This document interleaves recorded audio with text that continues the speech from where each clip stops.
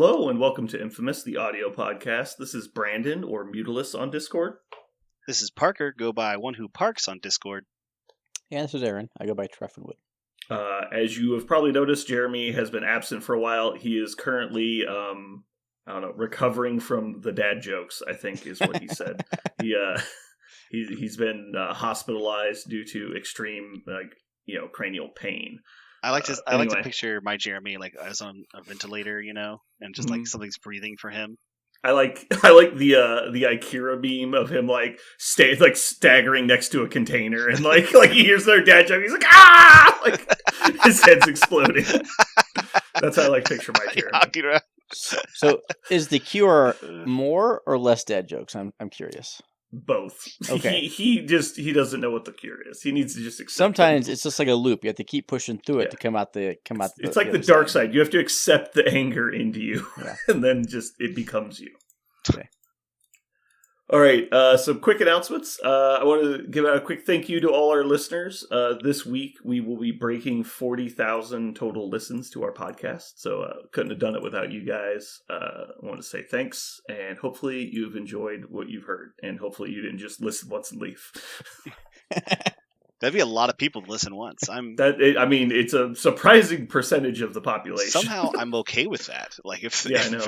I'd actually prefer that. That's good. Oh boy. As always, links in the show notes. And with that, we're into it. Do we have any news, Parker? We do have some news. I didn't think there was. Hold on, wait. Hey, news! Yes. News. So, a little bit of news. We now have a release date for Mighty Thor, Lady Sif, Thor, Hero of Midgard, and Loki, Prince of Lies. It'll release on August 2nd, so we have a date for that. We didn't know that before. I'm actually very excited for this, for reasons that'll become apparent if I ever get to do a comic corner, because I just finished reading so much Asgard in the Marvel Universe. Nope, never again. It was awesome, and so after I got done with this, I was like, man, I want these characters. It's gonna be Aaron, did you not tell him, along with the no reading cards, it's also no comic corners? That was not Parker a request. gets his comic corners. I know for a fact that is not a request. Parker's like, why am I here? So that's our first news. I don't know. Do you guys have any feelings about the end of August? What? Beginning of August, right? Beginning of August. Beginning of August. So 2 months from now, basically. Uh-huh. That is not surprising because I run a game store, so I look at their release schedule a lot. And currently, there's no MCP on the release schedule for Asmodee, so I knew it wasn't going to be soon, and that's about as soon as it could be, given that it's not on the list yet. Yeah. So, Aaron, I know these are just stats, but are you at all interested in having some more Asgardians in the game? Yes and no. I appreciate the Asgardian aesthetic more than I do some others. The fact that at least two of them are 6+ threat makes me want to gag. Are they really? They've already said they're 6s? I knew Thor was supposed to be a 6. Don't quote me on it, but I'm pretty sure Thor and Loki are both 6. Oh. Unless Loki's a 5. I thought they were both 6. I don't remember Loki being a 6, but that doesn't mean it's maybe not. I'm wrong. Okay, I'm going to take a reprieve and not be as gaggy in my throat right now. I've heard that, at least I don't know how reputable my source is, but I have heard that Thor is supposed to be pretty badass, so we'll see. Sure, just like Malekith was pretty badass, right? Yeah, exactly. I can't wait for him to come out and just be way better than fucking Malekith is now. That'd be hilarious. Yeah, I don't want him to be that, actually. I would love for him to be... I don't need him to be fair and balanced. I'd like him to stand out, but I don't need for him to tip the game over. The ship has sailed on like a cheap functional leader, so I guess we might as well have a badass one. Yeah. Are we sure that's not Mighty Thor as the leader? Or is that something we know? Or we're just guessing? I believe they said new Thor is the leader. Oh. Okay. Now, maybe Mighty Thor is the leader. I don't know. Maybe we have 2 leaders in the box. They've already set that precedent, right? Yeah. They released some Wakandans with leaderships. I think Wakanda still has 4 more leaders coming out. Yeah, I think there is, 8 or 9 leaders in Wakanda now? Yeah. I think they're going to errata Claw to be Wakanda leader as well. Yeah, I think he is already.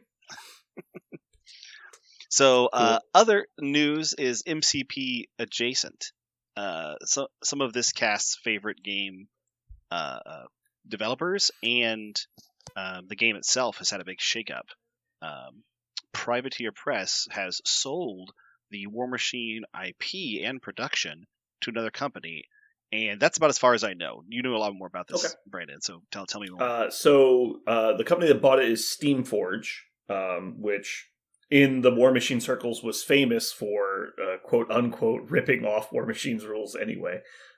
Let's see if there's an example of something else that has. I'm trying to think if there's a similar example of what is this happening previously. Well, I mean, back in the day, originally, Privateer Press started as a kind of not a spin-off company, but there's basically a group of people that played GW games like 40K, and they decided that they wanted a game that was a little bit more focused on the balance of the game and the quality of the rules than what they were getting in Games Workshop. So they went out and they started their own company called Privateer Press, and they created War Machine. I would say they arguably failed in their initial attempt.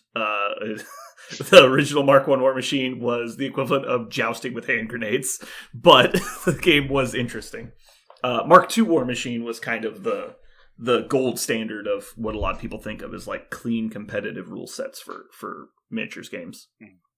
And late into Mark II, similar thing happened. Another competing company started up and tried to move into the Privateer Press's community, and so they created a game called Guild Ball.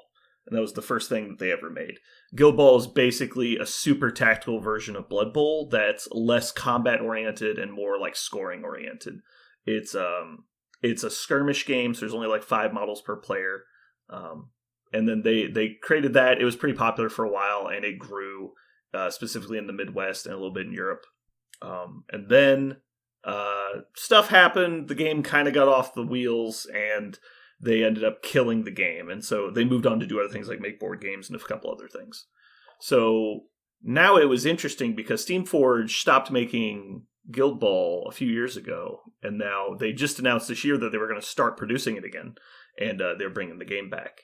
And now they've announced that they're buying War Machine, which is potentially huge news as well. So I'm very excited to see if something's going to happen with it. If they're just going to buy it and keep the ball rolling, then it's kind of, not news, and it's just like change of manufacturer. But I think that they probably have a plan in place. The most important aspect is that one of the former lead designers of War Machine, his name's David Carl, went on to work for Steamforge after he left Privateer Press. And that happened years ago. And so theoretically, they already have one of the previous, like, not lead designers, but like one of the higher up designers that worked a lot with Mark II and Mark III. Arguably, my favorite periods of War Machine was when David Carl was heavily involved. And so now that he works for the company and now owns it again, that's kind of exciting because there's potential opportunities there. And then I've heard, I don't know that this is confirmed, but I've heard that they're hiring the entire dev team from Privateer Press to come work for Steamforge now that they own the game. So we'll see what all goes on with that. Conveniently enough, randomly, Brent Simon was in Kansas City yesterday or Monday. And so he was at the store when we found out it got bought out. And it was like, what the hell? Like, so just, he's an old War Machine player. And so it's just the oddity of us all being in the same room when it happened. It was pretty funny. That is extraordinary. Yeah. The only thing I feel is every time I go into my model closet and I see just all of the War Machine, and I think about all the memories of all the War Machine, and I think, man, it would be awesome to pull this back out. The game doesn't exist anymore, right? But if there is a version, if there's a future in which I could play some of those models, that would be a lot of fun. Yeah, so if you told me that there was the opportunity that, because when David Carl left Privateer Press, it was right around the time that Mark III came out. And he was, from my understanding, heavily involved in designing Mark III. And he had gotten a lot of the wheels moving. And then at the last minute, Jason Souls and some other people at Privateer Press kind of took hold of what they had been designing and put their own spin on it. And then took design from that point forward. And I think the best period of War Machine ever was about 6 months into Mark III, before the community integrated development came out and before all the theme forces started becoming a thing, when it was like free design. You could build whatever list you wanted. That was my favorite part of War Machine. And then outside of that, probably most of Mark II. But yeah, so the theory that he could basically turn back the clock to what he had worked on for Mark III, and then maybe work on it a little bit more for like stuff that's come out since, or just, you know, kind of get a whole reboot new game with those core mechanics involved. I would be very interested in something like that happening. But yeah, we'll see. I'm probably pipe dream like 8 out of 10 possibilities are available. But then my expectation is probably a 4 out of 10 for what's going to happen. It's probably going to be nothing really happens for a while. And if anything, they'll announce that they're going to do a new edition or a revamp in like end of the year kind of thing. Yeah, I don't see legacy support continuing. But we'll see. And so when you say legacy support, you mean the non-new army stuff? Correct. I don't think anything before Mark IV is going to exist in like a year or so. For me, it's less about the old stuff being functional and existing, and more just that the game isn't super rigid. And I don't know. I don't really have a term for it, but it feels very paper, rock, scissory with the new armies that have come out, where it's mostly my experience with Theme Forces that makes me feel this way. So I haven't gotten a lot of Mark IV ingested yet. But it just felt like towards the end of the Theme Forces in Mark III, you're just like coin flipping who you're playing against. Because like, oh, well, I brought this army and they're good at killing infantry. And you brought infantry, so I win. And then it's like outside of very basic levels of play, the game is mostly decided. And then on the flip side, you know, oh, you brought all armor and my guys are good at killing infantry. Well, I lose because I just can't break the armor. It's like, it felt like I had almost no ability to affect the outcome of the game. And it was kind of just going through the motions every game. And it felt really not fun. And that's kind of what killed my interest in the game. Because they also took away the interesting part of the game of building lists. Because now the Theme Forces basically just railroaded you into what to put in your list. It's like, well, if you have to take these 6 things, and you only get to pick from the remaining 4, but the 2 of them are obvious. And I'm like, okay, whatever. Like, I just don't care. Like, I got to make 2 decisions in my list, and then I played it into something that beats me 90% of the time. Like, how fun. It's like, why was I even here? And so that was always what turned me off towards the end of War Machine. And so if we got back to you actually being able to make decisions, I think I'd be really excited. Okay, we'll see. Yep. All right. So back on Marvel talk, we've got currently playing. I've still been jamming my convocation list. I've gotten a few more games with it. I like the list a lot. I'm kind of still looking for something new to put in it because it's really similar to what I used to play. And I just haven't found any new spices yet, but still looking. I am ready to pull Black Order out again. Ooh. I do not have, nor am I interested really in playing CGR, and maybe that's just a mistake, and I shouldn't be playing Black Order. The reason why is my CGR is currently not here, so I have to borrow somebody's if I wanted to do it. And I guess I could just, use regular Ghost Rider for some test games. But I have some new things cooking for Black Order. It's been a long time since I've played them. And so I wonder if they work differently now or just more options, different options. I reimagined them the other day because I was staring at a couple tactics cards and I was going, where could this go? And I wait a minute. Like, this could go on like 5 Black Order characters. What do I do here? So we're going to try that. Also Hydra. I'm going to stare at Hydra again. I'm going to figure that out because I don't like how I left Hydra. I feel like I let them down. They didn't let me down. Let's see what Hydra's. I always had a lot of fun playing Hydra. Yeah. I think the problem with Hydra for me is so I loved the Arnim Zola doing scientific method on Nebula, and I just want to play scientific method on Nebula without Arnim Zola because in every game Arnim Zola literally did nothing or actively lost me the game because if it was any other 3-point model, it would have been better. It's so weird how Arnim Zola doesn't allow me to win the game. I'm just like, please. Yeah, there's a reason nobody plays him. Yeah, for the most part. It's really odd that he's so interesting and also so bad. Like, it's so odd.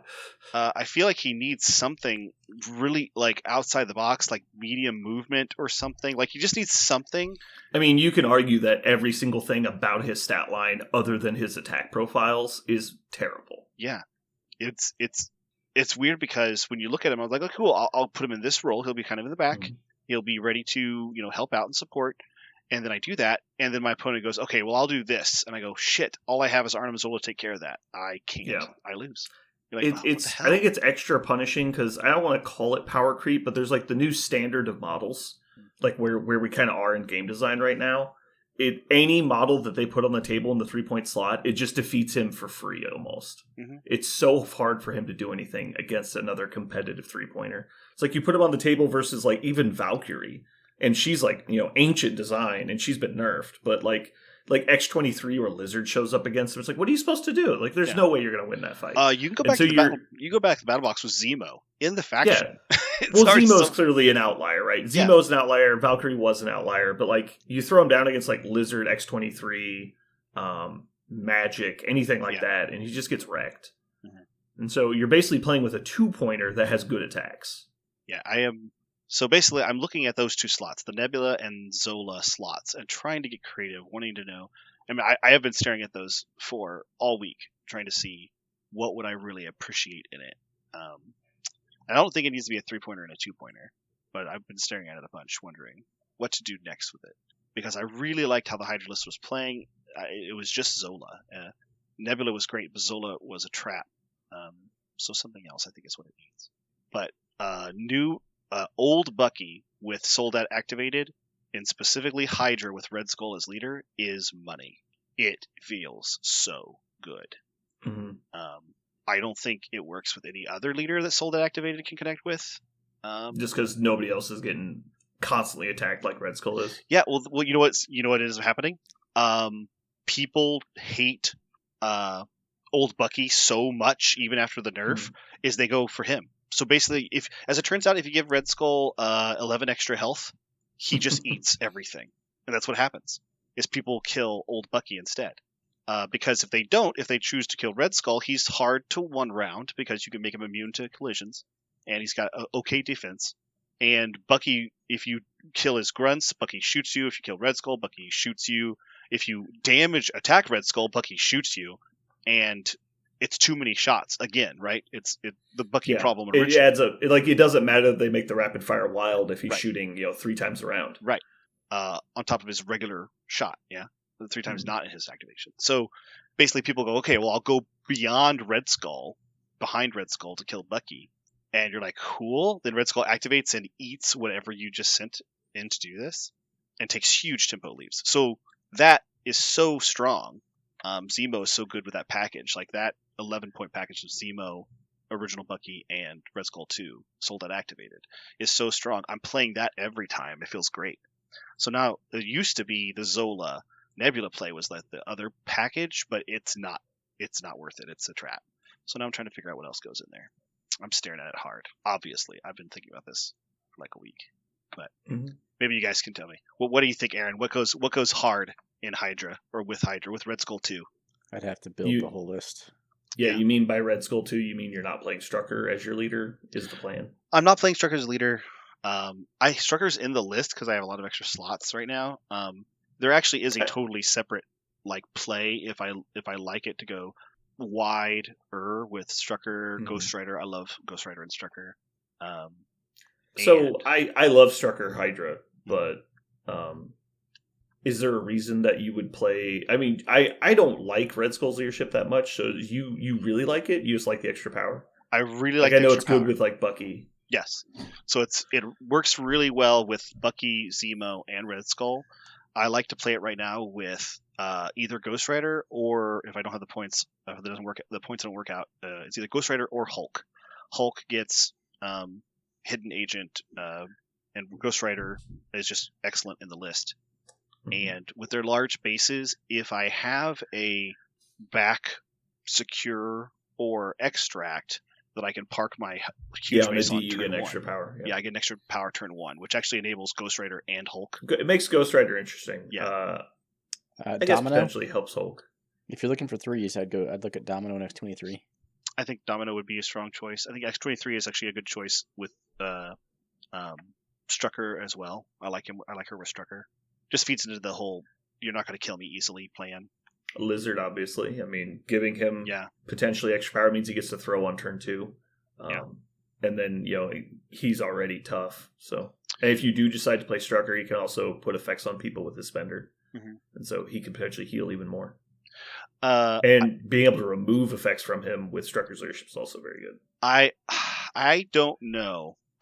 I originally had him in the list back when I had Zemo 2 because he could Eyes on the Prize turn 1 to steal off the midline. Oh, with Zemo. Yeah, with Zemo 2. Yeah, he could. Lizard could take one off the midline, which I just felt like was awesome value. That one of the best extract holders in the game gets to extract safely from the midline. It felt awesome. But that's a very different game plan, and I don't know if the rest of the list supports that really at all. But I could. Yeah, I mean, because you're eating a tactic slot. Well, because I assume you're playing versatile strategy at that point. You could. I don't have it in the list because here's the problem with Zemo 2. Is Zemo 2 is like, okay, I got some really excellent tempo, but most of the time my excellent tempo is allowing me to interact turn 1. Mm-hmm. That's what it's allowing me to do, is interact and play cards. But with Red Skull 2, you're doing something very similar. You're not getting the tempo on turn 1, but you're getting it back on turn 2 because all your characters that are interacting with points or picking up things are now at the same amount of power they would have been if they'd played Zemo, right? So so the way the math worked out is Zemo wasn't giving me anything that Red Skull 2 wasn't, except for things like Lizard, Eyes on the Prize. Because it doesn't really cost you, unless you're playing a large base model, it doesn't cost you anything to play Zemo Leadership on turn 1, other than putting Zemo and losing a tactic slot. Yeah. But so if you're already playing Zemo 2, then it doesn't really cost you anything other than one tactic slot, which means you're just playing Eyes. Yeah. That's the biggest ask, though, is playing Zemo 2 over exactly. Zemo 1. I 1. totally agree with that. Right. Yeah. Yeah, so my issue was never finding 3-pointers to put in my Hydra list because I was always playing Mordo as my first unaffiliated. And so I really loved Mordo in there. But obviously, if you're not doing Strucker, it's slightly more poisonous strategy. Mm-hmm. Yeah, I'm still staring at it. Mm-hmm. You give me some interesting ideas, though. I'm gonna jump on from here. It's not completely. What I really need to do is sit down at every point level. That's what I'm at right now, actually. It's something I haven't done yet, is to sit down at every point level and go, okay, at this point level, can I play Red Skull 2? Cool. Moving on. At this point level, can I play Red Skull 2? Cool. Moving on. And just do that for every point level until I can't play Red Skull 2. And that's what determines my last 2 slots. It's interesting to me that Hydra has, it seems like every adjustment to their list dramatically changes the list itself. Because, choosing to include Zola is such a choice because it's not only Zola, which is a 3-point affiliated, you're adding in usually a 3-point unaffiliated and a tactic slot. And it's changing the entire composition of your list because now it's a 2-model 3-point package for him. Or if you're not doing scientific method, then why is he in the list? Because he's not worth it on his own. And so that's different. And it's are you doing the Strucker plan? Because that's potentially 3 more models and a tactics card that you wouldn't normally be playing. Mm-hmm. And it's but you can put in Strucker on his own if you want. And then same thing with Red Skull. If you're doing the Red Skull as the leader plan, you're playing different models, like you were saying. Mm-hmm. And so all of that, Zemo 2, same way. It's if he's in the list, then he's the plan. And so you change your tactics cards completely. And it's just interesting how little changes in a Hydra list end up being, big game changing things. It's a domino effect. They really do live on their synergies, but their synergies are wide. Yeah. All right, Aaron, what is your currently playing? So this is the weirdest sentence I've ever said with respect to Marvel Crisis Protocol. Competitively, I'm playing Sentinels, and for casual play, I'm busting out Hellfire. Yeah, there you go.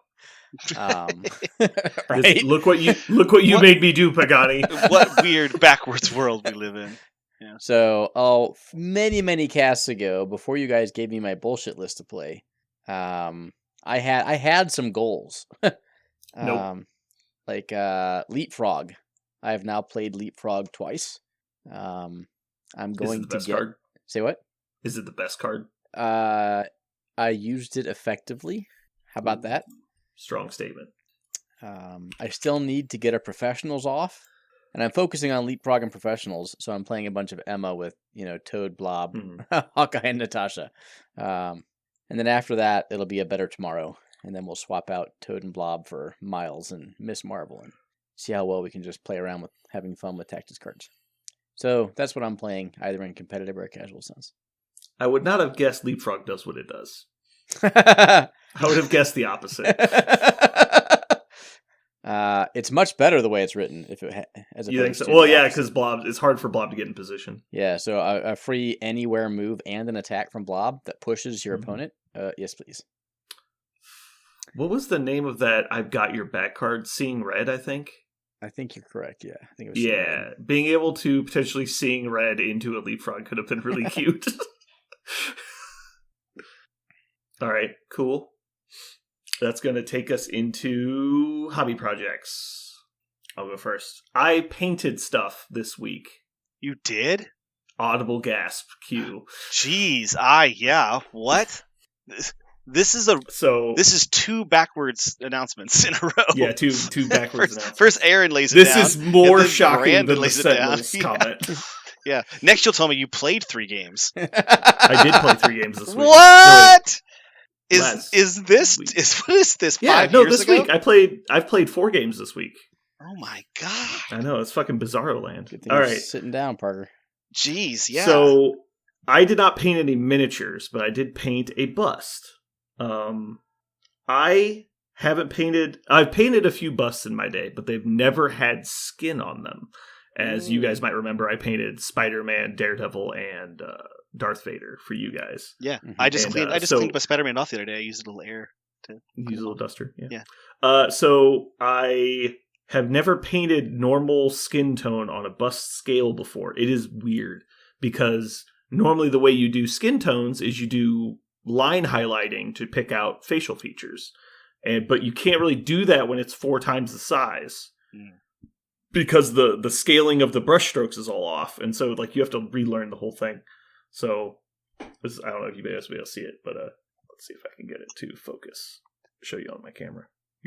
That's pretty good. Yeah, you can't see. I'll send you a picture later. Yeah, send me a picture. I can't see the detail.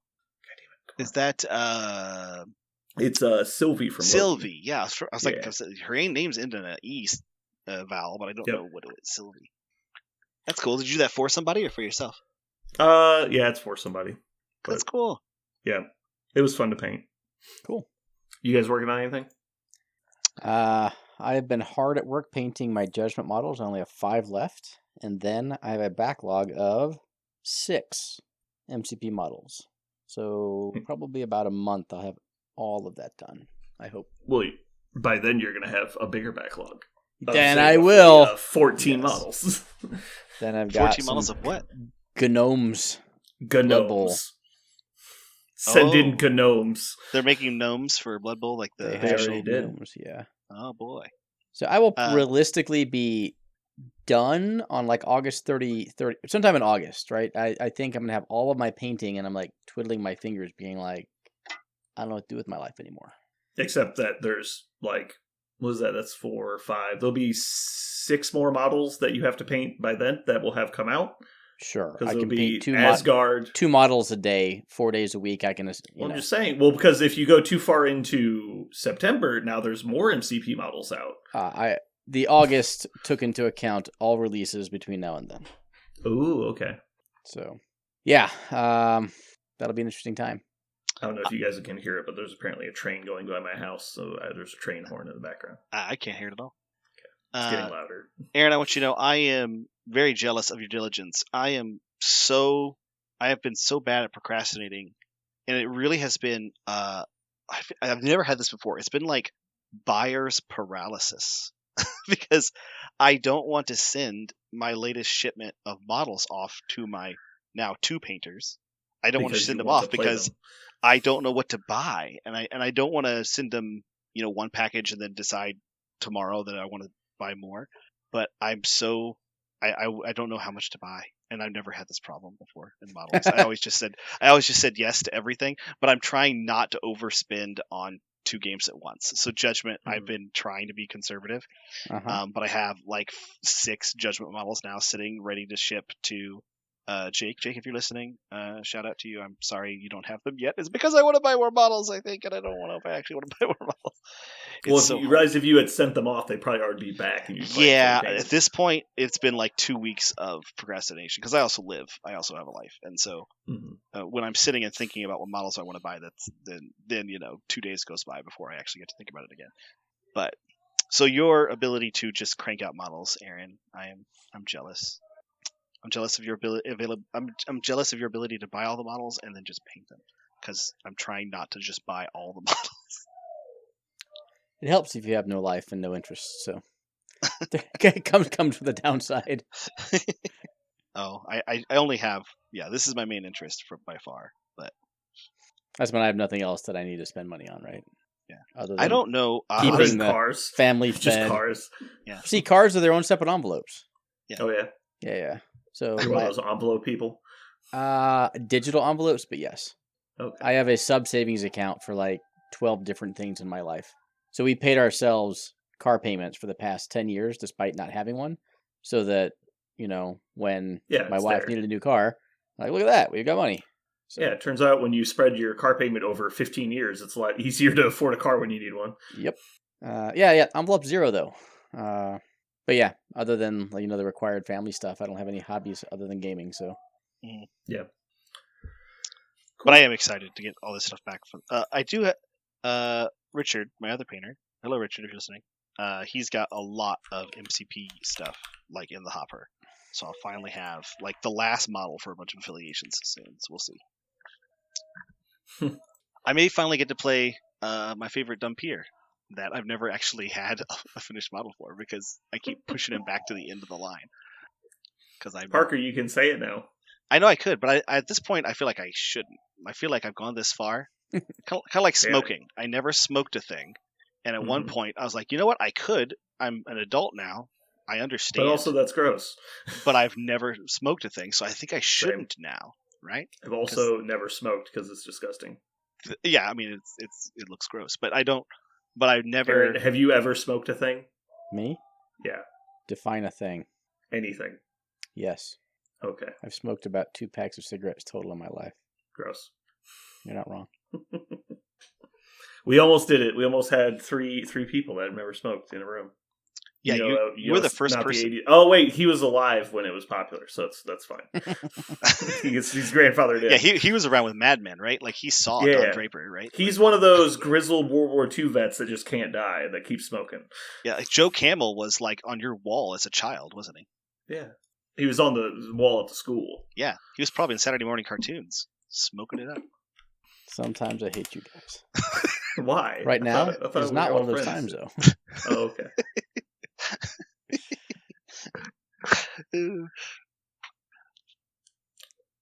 So, Parker, do you know how much a pack of dead batteries costs? No. Nothing. They're free of charge. We love you, Jeremy. He's in a padded room strapped to a wall right now just screaming. That one is really weak, but the charge one really gets me. Like I can't not. Yeah. It's such a great joke, but it's a terrible joke. Yeah. Okay, so let's get into our main topic today. We are going to be doing a deep dive into deployments on missions. This question was submitted by one of our patrons, John. And so we'll do our best to cover the different deployments and the merits of them and why you might want to play them. So the reason I laughed a minute ago is I was scrolling through the deployment cards and I go, what the fuck? Is this not alphabetical? Where's A? And then I remembered that it got sent to the shadow dimension. Yeah, there are no more letters. When you said a deep dive, I think you meant was a rough overview. Deep. So deep. Definitely don't have time for a deep dive on the entire scenario packet of the game. Well, I think No, we're talking specifically not missions, but deployments. Yeah, he did not want us to go into missions. We'll be fine. Specifically deployments. My like the shapes. I understand. No, it'll be fine. I think we have. Well, then we'll pick it up next week. Okay. Yeah. But I'm willing to go till 3 a.m. if we have to. Yeah, 45 minutes. I'm done. Yeah, he is not willing to do that. Ooh, that's longer than I expected. That's it. You're locked in for 45. I'm making a note. All right. So starting off, we've got deployment B. B stands for box. Everyone knows what the B deployment looks like, I hope. If you don't, check MCPDB. All right. So merits of the B deployment. What do you guys like about B? What are some important points? I think most importantly to me is this is the one where it's the hardest to take from your opponent on the first turn. It's kind of fairly separated by the two players. It's very obvious which ones you're supposed to get. And so unless your opponent has an advanced strategy you're unaware of, it's usually pretty easy to secure your own Bs. one of the things that you're going to hear me talk about a lot is when I'm thinking about scenarios and choosing models for scenarios, or choosing a scenario for my faction, I'm often thinking about how am I going to contribute actions to affecting the scenarios I'm not on, right? Like Brandon said, you'll get to move on to your side of the scenarios first, and like on a B. So how will I on turn 1 would be excellent, but what about even on turn 2? Absolutely. Am I going to be able to immediately start affecting my opponent's side of the board? And so with Bs, one of the things I often look at is, does my affiliation already have, or am I planning on playing out of affiliation characters that have range 5 attacks? Because range 5 does stretch between the two Bs vertically. So if I have 2 characters with range 5 attacks, I can sit those characters one on each of my side of the board, and then be lobbing attacks to my opponents and affecting that side.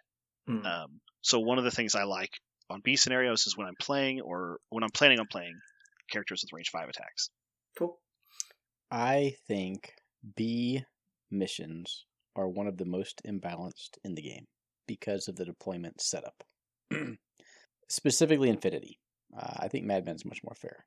My specific issue and why I say that is because if you are able to achieve an extract advantage, you can fold one side and protect a corner, and your opponent cannot commit his forces into your death ball, if you will, without giving up all the points that they then need to stay relevant in the scenario. Yep. So, for instance, I could just, put my bullseye on the left back one to score at turn 1. I could grab the center and right. Let's say I go up 3-2 on extracts, and everyone collapses to my back right. Like, they have to come into that back right position. Yep. It is such an advantageous position where they're spending actions coming into me, and I get to just double tap them with my entire team. Yeah, because they come in piecemeal one at a time because of the alternating activations. So you just get to focus down the models as they come in, and the damage you're taking back, like you said, is so irrelevant because they're spending actions just to get to you. Yep. Generally double moving in a lot of situations because the objectives are so far apart. So I do see how the objectives are really far apart, so you can't contribute it all at once. But if your opponent does stay back and just take 3 zones and you're taking 1, that means you have to have a really high a really high extract lead. Nope, so you just have 1. Because I'm going to go up by 1 on turn 1. So let's pretend it's Spider's Infinity, right? Sure. So I'm going to go up 3 Spiders into Infinity. It's going to be 5-4. Okay. They might be able to kill the model I leave on the one side, right? Mm-hmm. But then I'll score at a minimum 4, and they will score at a maximum 5 to get back to parity. However, I then have 4 models on the right side beating up on the probably 2 that they've got. Yeah, the issue is more about the later turns, because what you're saying is that if he just spreads the net, right, and covers everything you're not on, he will eventually gain on you. The problem is his force is completely separated at that point. He's divided his force for you, and your force is together and strong. And you just pounce on one of his secures, the closest one, right? And that you have overwhelming force at that point. That's the end of the story that I didn't hear yet. Correct. Yeah, exactly. So the issue is, as soon as one of them activates, you send your entire force at them, and they can't reprise against you. Yeah. And that's exactly what Black Order used to do back in the day. That's how Thanos would beat people, is he would just automatically use all of his board control to get an extract lead, and you would have to dive his team and just feed him your whole squad, because there's no other way around it. He's going to win eventually. And if you do have board control models like Webs and Thanos and stuff like that, you can also just wait, like they've spread their models out, right, to secure the blues. Well, you just walk over, web line them off the point, and walk back to be with your little death ball. And now they have to send yet another model over there, and they keep spreading their force out, and you just keep doing that. Mm-hmm. And so even though it sounds like they're going to win, they're really not. And so that's the important thing to realize. In a snapshot, it looks okay, but in the way it actually works out, it doesn't. Madman is a little more fair because you don't have to sit on them, right? You can flip Correct. It, and then you might take a turn or 2, but you can eventually get everyone fighting where they need to be.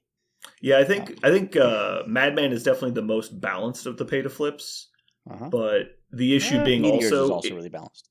I disagree, but I respect your opinion on that. Like, we just disagree. It's fine. Okay. The reason that Madman can feel punishing is because they're so far apart. Bees are the farthest apart of any of the extract or the secure missions. Like they're just so spaced out, it's hard to do anything. Because there's usually only one of the other three you can get to in a single activation. But anyway, it's interesting when I see people play Infinity. Maybe they're all just playing it wrong, but I don't see that as what people do. They usually are trying to spread out and contest each point. But you're just saying that's wrong. Go ahead and you just are correct. collapse. Most people will divide their forces and they'll say my 2 against your 2 on this side and my 3 against your 3 on this side. Yeah. They try to fight it fair. Yeah. Yep. I think that is I think that makes for a great, fun, entertaining game. I feel that is the competitively wrong way to play that mission if you have the extract lead. I think you should be looking to refuse flank as soon as you can. Let me rephrase It's also that. At the appropriate time. Man, it's the fewest missions in the game, isn't it? B only has 2. Mm-hmm. That is fascinating. I had never thought about that before, but of course. But what I was trying to say before is the thing I don't like about Madman is it overly punishes you for trying. And so let's say we are doing the thing Parker said, we're both just holding down our equal blues. If I send someone across the map to try to overflip you, not only is it hard to overflip, but if I fail the overflip, I get punished for it by taking a free point of damage as well in the cleanup phase. So I'm that much easier for you to kill next turn. And once you get injured, they get to take it back for free, even if you do flip it over on the next turn. So it's just overly punishing for you trying and failing, which is what I don't like about it. I think you should not be discouraged from playing scenario. But it's not huge, it's just minor. It's just an overlook I have. So some things to think about if you want to play a B or go up into a B are A, think about your fuse flank. B, you may not be able to play a very synergistic list if you end up needing to split up. So you're going to want to play people who can be synergistic in 2s or who don't need other people to help them out. And then thirdly, as has been alluded, long distance. There are models, however, that can close that distance. Panther with a move and a pounce. Ant-Man. Mediums. Right? Can Juggernaut get across? Depending on how much Juggernaut power he's can get got, anywhere. sure. Juggernaut can get anywhere. Yeah, Juggernaut and Rhino, absolutely. But ideally, you'd like to be able to close the distance and have another action, right? You can double long anywhere, but Rhino, anyone who has a big base and a free move can basically cross the Bs. But specifically on the first turn, anyone who has a medium move and a medium base can get to the back Bs, or has a long move in general can get to the back Bs. And so just be very cautious on the mediums. You have to have a roughly clear path of terrain. Medium bases don't stand on everything, and there's not a lot of wiggle room between you and the opposing B. So if you're trying to get there on the first turn, you need a fairly clear path, unless you know how to beta ray Bob. Then you can get there for free. So something to think about is if your opponent has Lizard, Bill, etc., you may want to specifically take a side that prevents them from double moving and stealing your Madmen, if you will. Mm-hmm. Haven't seen that as much as the extract, stealing, quote unquote, your extract jank, but nothing would prevent like one of those models from doing it.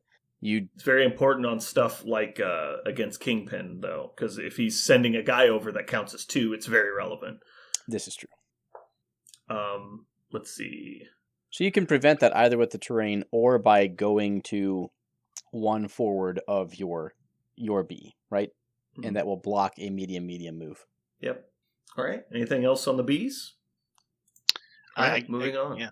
I usually thought of bees as one of the more not fair, but things to count on, like the ways if you're like, I want to split up my list, bees will help you with that, or I want long range attackers that can contribute across the field. Well, bees allow you to do that. Yeah, I guess we didn't really talk about it. If your list doesn't require you to brick up and have lots of close range synergies, you might want to put the bees in just because it messes with your opponent that does that. Yeah, and so it really makes it hard on people like Magneto and She-Hulk that really need their whole list in a small area to gain maximum value. It really messes with that. Sort of, but like Aaron just said, you could, if you're playing that list and you get thrown into Bs, you could have one model that can go steal off the midline and move backwards, and now... Sure, but talking about doing that versus going down on an E, and like an Echo where it's straight Yes. down the middle, it's like that's obviously worse for them. Right. Like, because now you're at least forcing them to play one strategy that you can try and outplay. And that strategy only works if they get prio and beat you on extracts. Yes, prio And is so, important. Really Yeah, important. if you're talking about the only way they gain their advantage is winning a 50-50 roll and bringing all the tools they need, that's a totally different conversation. So it's one reason why I highly suggest bringing even number extracts. Because the only way they get prio and go up on extracts is if you bring an odd number. Right? If they have infinity and they pull your virus, strong advantage them. If it scrolls, right, they can't go up, absent jank, right? But if you're bringing an even numbered extract, and your opponent gets prio, the grunt safer. Characters have really fallen off lately in popularity, but they're recently, when we had talked about this, the grunt characters were everywhere, and so I hated stuff like hammers and all that for that reason. It's like if they do have a grunt, specifically like shield grunts, it's almost free for them to get multiple extracts off the center line from you, and that was really frustrating. But yeah, you're not wrong. Like, you are just coin flipping who gets prio on the odd extracts that's going to have an advantage, short of having crazy amounts of threat downrange like Thanos Mystique. Are you really coin flipping it? I think you're giving it to your opponent in the same way that they could be giving it to you. Sure. I say 85% of the time people take their blues. That means that has not been my experience. Unless you're playing into webs and you need to deny them tempo. It definitely depends on the matchup. I think we play different lists, which is why people don't pick their blues against me as much. Okay. Like, if you're playing mostly attrition-based submissions, it changes the math a little bit. But yeah, it is something you definitely need to be aware of. Okay, what's next? All right. Moving on to Charlie, centerline deployments. These are 3 points along the midline. This is exactly what we were just talking about, the odd-numbered extracts, basically. There are a lot of these. This is probably the most popular mission, I would guess. Keep saying deployment scenario, but you mean like mission. So it's a scenario layout. Yeah, but I think there's the most missions on this deployment. There's 4. Okay. No, there's 5 on D. 5 on D? Dang. Okay. Well, so things to know 1, 2, about 3, this. 4, 5. There's also 5 on E. So the obvious stuff, long movers on medium bases can get to the middle and to interact and then move away. Medium movers with a medium base with eye on the prize can also do it. A medium mover that can place 1 can also do it. For example, bump in the night kind of stuff. A long mover with a medium base can actually move up, interact with one of them, then move to another one and interact with it, I believe. There's only 3 Cs. Yeah, my count is wrong. I was literally about to say that. Oh, sorry. I looked at the deployment card. Yeah. The deployment card is what I'm counting the deployment card accidentally. Yeah. There's 3 Cs, 4 Ds, and 4 Es. Yeah. So I think it's important to distinguish whether we're playing on a secure or an extract on a C. Yeah. The only C is intrusion. So let's talk about extracts first. Okay, extracts. So the safe grabs and the punishers are very important here. So the safe grabs is what I was just talking about. People that can move up, get it, and move away. So, Aaron, you want to talk about your list of punishers real quick? Been a hot minute, but yeah. So the list of punishers is everyone who can move once and attack the center line, and ideally also move to the center line. Yeah. So if we're talking like a C extract on either a C secure or a D secure, like or hammers. So there's a virus on a riots. They double move, pick up the virus, and they're sitting on the left or right riots. I would like my model to move, attack them, and be on the point when they're done with it. Mm-hmm. Like that's my ideal punishment model. Absent specific affiliations that can do that really well, a la X-Force with Cat and Mouse, Wakanda with some Spirit Jank. Your generic models. Can't Midnight Suns do it pretty well? They can with some of their large Midnight bases. Suns with specific models. Not really. Just really everything he's Brandon just said. He's talking about punishers, not safe grabs. Yeah, but I thought, dude, like Red Skull can walk and bump and be on the middle. Red Skull 2. Yeah. Right. So everything Brandon talked about safe grabs will get you there. But I'm also looking at people like Logan, people who can walk medium and then attack the midline. So if you are on the midline, a medium walk small base model with a range 3 attack who is lined up across from that objective can attack anyone who has interacted with that objective and stayed there.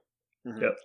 So we've got Logan, Rhino, Punisher, Ant-Man are all good ones. There's obviously more. Deadpool will get the power off the gun to be able to place Yeah. on the point afterwards.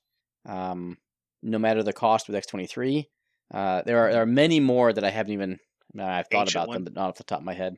Ancient One can. Ancient One can, because she can walk up, place herself, and then attack. Yes. Yeah. So yeah, they're out there. They exist. These are just some of the basic ones. The gold standard are the ones that can also stand on the point that they're attacking over, and so that's important for when they also have a secure underneath them, like Aaron was saying. So just talking about centerline stuff in general, what are some important strategies you guys have noticed over the years? I stay away from centerline extracts and secures unless I have multiple models that can do exactly what you guys are talking about. I either steal or punish, or probably a combination of both. For both, I'm a convert from Aaron's school of don't use odd extracts even when you're doing attrition, but I want my model to get to the midline and be actively engaging. But that's always my bottom line: is how many how many actions can I spend affecting my opponent's ability to win? And so I need there to be something like Punisher or Ancient One or Deadpool, one of these models that can get onto the midpoint and be attacking. If I ever spend 2 actions moving onto a point, I just feel terrible. That's why exactly. Yeah. If you just look at all of your actions you spend on the first turn, and you can count how many of them were not wasted actions because you just simply moved because you couldn't do anything else. All the models that can get there in a single move action and plus another ability maybe are great, because that frees up an action that can do something else. Models like Cable, who doesn't even need to spend an action to start making value, is obviously hugely good.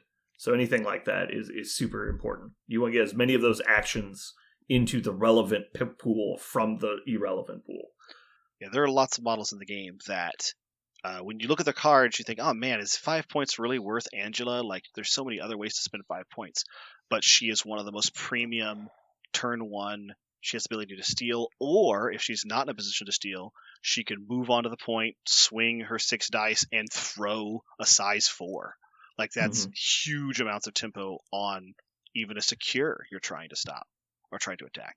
So there are lots of models out there that at face value you may not see them as really worth their points, but their ability to put a huge amount of aggression onto that center line is not to be understated. I feel like we have to put ASM on this list in addition to Angela, because with his advent of when he rolls crits now, he gets power, lets him potentially interact with a pay to flip, and then also potentially attack somebody, which makes it very likely for him to get a power back, because he doesn't just need to do damage. He just needs to roll a crit or also deal damage. Can let him do all of that and also have power to pick up extracts, and he's going to stand on the point after if he wants to. Yeah. ASM is one of the best characters in the game. If you're like, I don't want to spend tactics cards or I don't want to have a Inhuman Leadership or Advanced R&D or any of these other things. I just want one model to go and do both things. He's definitely one of the best for that. Yeah. So who wants to play these? Obviously, we talked about any attrition team is usually interested in the centerline missions because it's going to force your opponent to commit more of their models than average to attackable positions, which is obviously good. Is there any other reason we'd ever want to play one of these? One of the things that's hard about specifically C's is that they are farther apart than the other 3 in a row, which is the E's. They are farther apart. So if you are planning okay, well, I'm going to go to the middle and fight, cohesively with my synergistic models, you're probably actually not in range 4 to give you rerolls or buffs. So you actually, if you're picking intrusions because you want to fight, that's actually maybe not what you want. Because even though you will be on the midline and you can, build your list so that you're taking advantage of that early game aggression, because your opponent has to come to the middle where you can attack them with this early game aggression, your ability to be synergistic is still low. So you kind of need solos that'll do this, models that don't need a lot of interaction, or you're taking affiliations that don't need proximity. Like Shadowlands Daredevil is a good example. Like, he's definitely going to reward you for being aggressive, and you don't need to be anywhere near anybody to get all of his benefits. So there are things like that, that models that where you're looking at them. Brotherhood's another one that generally can play on this because I know that it feels that way, but you can also I know it seems counterintuitive, but you can just put your important synergy models not on the points and put them between 2 of the 3 points. It allows you to spread your bubble over 2 of the points. Obviously not ideal, but it's a playable choice. I find that you can have enough secures setups that do allow you to have synergies that you don't need to play this. I guess what I'm saying is there are other deployments that are better if you really want to keep all your models within range 4. It's an important caution. Yeah. I think I look for these a lot more about just specifically playing against high-scoring teams. Anytime I'm playing a team that just doesn't want the game to end early, I'll look for these kinds of missions, just because they're the lowest scoring available. These are not the ideal ones, but they're just another option. Because if you go any more like this, you run into the problem of, well, now I have to fight, because it's an even more fighty mission than this, and maybe I can't beat those teams on that kind of fight. So, all right. So that's going to take us to the next mission. Well, we need to talk about intrusions. Oh, okay, sure. Secures. So intrusions is the only mission, caveat the researcher, but otherwise the only mission where the only thing that matters is how well does your team brawl. It is almost impossible to out-scenario an intrusions game without winning the attrition. You cannot just take extracts and run, because there are 3 objectives that all count for points in the middle. It's also super easy to murder characters because you can bounce between them. So really hard to get away and protect certain characters. I'm not sure I've played a single game of intrusions where brawl did not matter to the utmost. I actually won a game at the tournament this weekend, losing attrition on intrusions. I won on points. I want you to shut the fuck up. I'm just let me make facts. my point. Stating facts. It's raining cold hard facts up in this bitch. Yeah, I mean that's why I lost the game at Squad Goals, was because I should not have had intrusions and Guardians, and X-Force was just like, yeah, I can brawl, let's go, and they did it much better than I did. Well, yeah, I mean it's a centerline blue. I don't know why your list wants to stand back. I told you, mistakes were made. That's a pretty big error. That's like you chose to play like Senators with Guardians. I know. I just whatever. That made no sense. I threw some shit together and just played it. So you really need to bring people who can both, do damage, be comfortable being up close and personal, and take it on the chin. So that's my only concern. If you ever draw intrusions, I would just look at that. Well, what squad can I bring that matches those attributes? Period. Yeah, that's fair. For me, intrusions is a lot more interesting. It's one of the missions that adapts to the game, because it really matters what this extract is. Like, if you pull your intrusions because you're trying to fight, but then on the flip side, you pull Senators, it's like, well, my list is kind of designed to be using the portals, and now if I use the portals, I'm dropping my extracts everywhere. And so, like, now what do I do? It's kind of interesting. I lost the game at Adepticon because of exactly that. I was just like, I better not use the intrusions, because if I do, I'll drop my extracts, and I called it wrong. Like, I should have dropped my extracts to go brawl. Yeah. And I end up losing on turn 5.5. Yeah, because you end up wasting attrition activations holding an extract, and then it turns out you needed those to keep happening. Right. Yeah, it's a little bit of a skill level to that game, but generally a complete aggression rewards you on intrusion. So most of the time you should be trying to make as many attacks as possible. But yeah, that one is it's kind of a trial and error. You got to just play it enough to understand it. All right. Let's move on, get through these. We're moving on to D as in Delta, also stands for Diamond. Let's see what we got here. I'll say this real quick. Where Aaron does not like Bs, I love Ds, because D scenarios I think have some of the coolest play. I think it's really fun to develop strategies for D scenarios specifically. Really? Yeah. Man, I feel like they're the most derivative of all of them.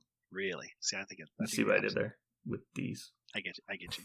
No, but for real, I feel like a lot of Ds are exactly what scenario teams want to play, and because of that, it's a very scriptable interaction. Like Kingpin and Webs love Ds, and against them, you're not playing the same game as they are.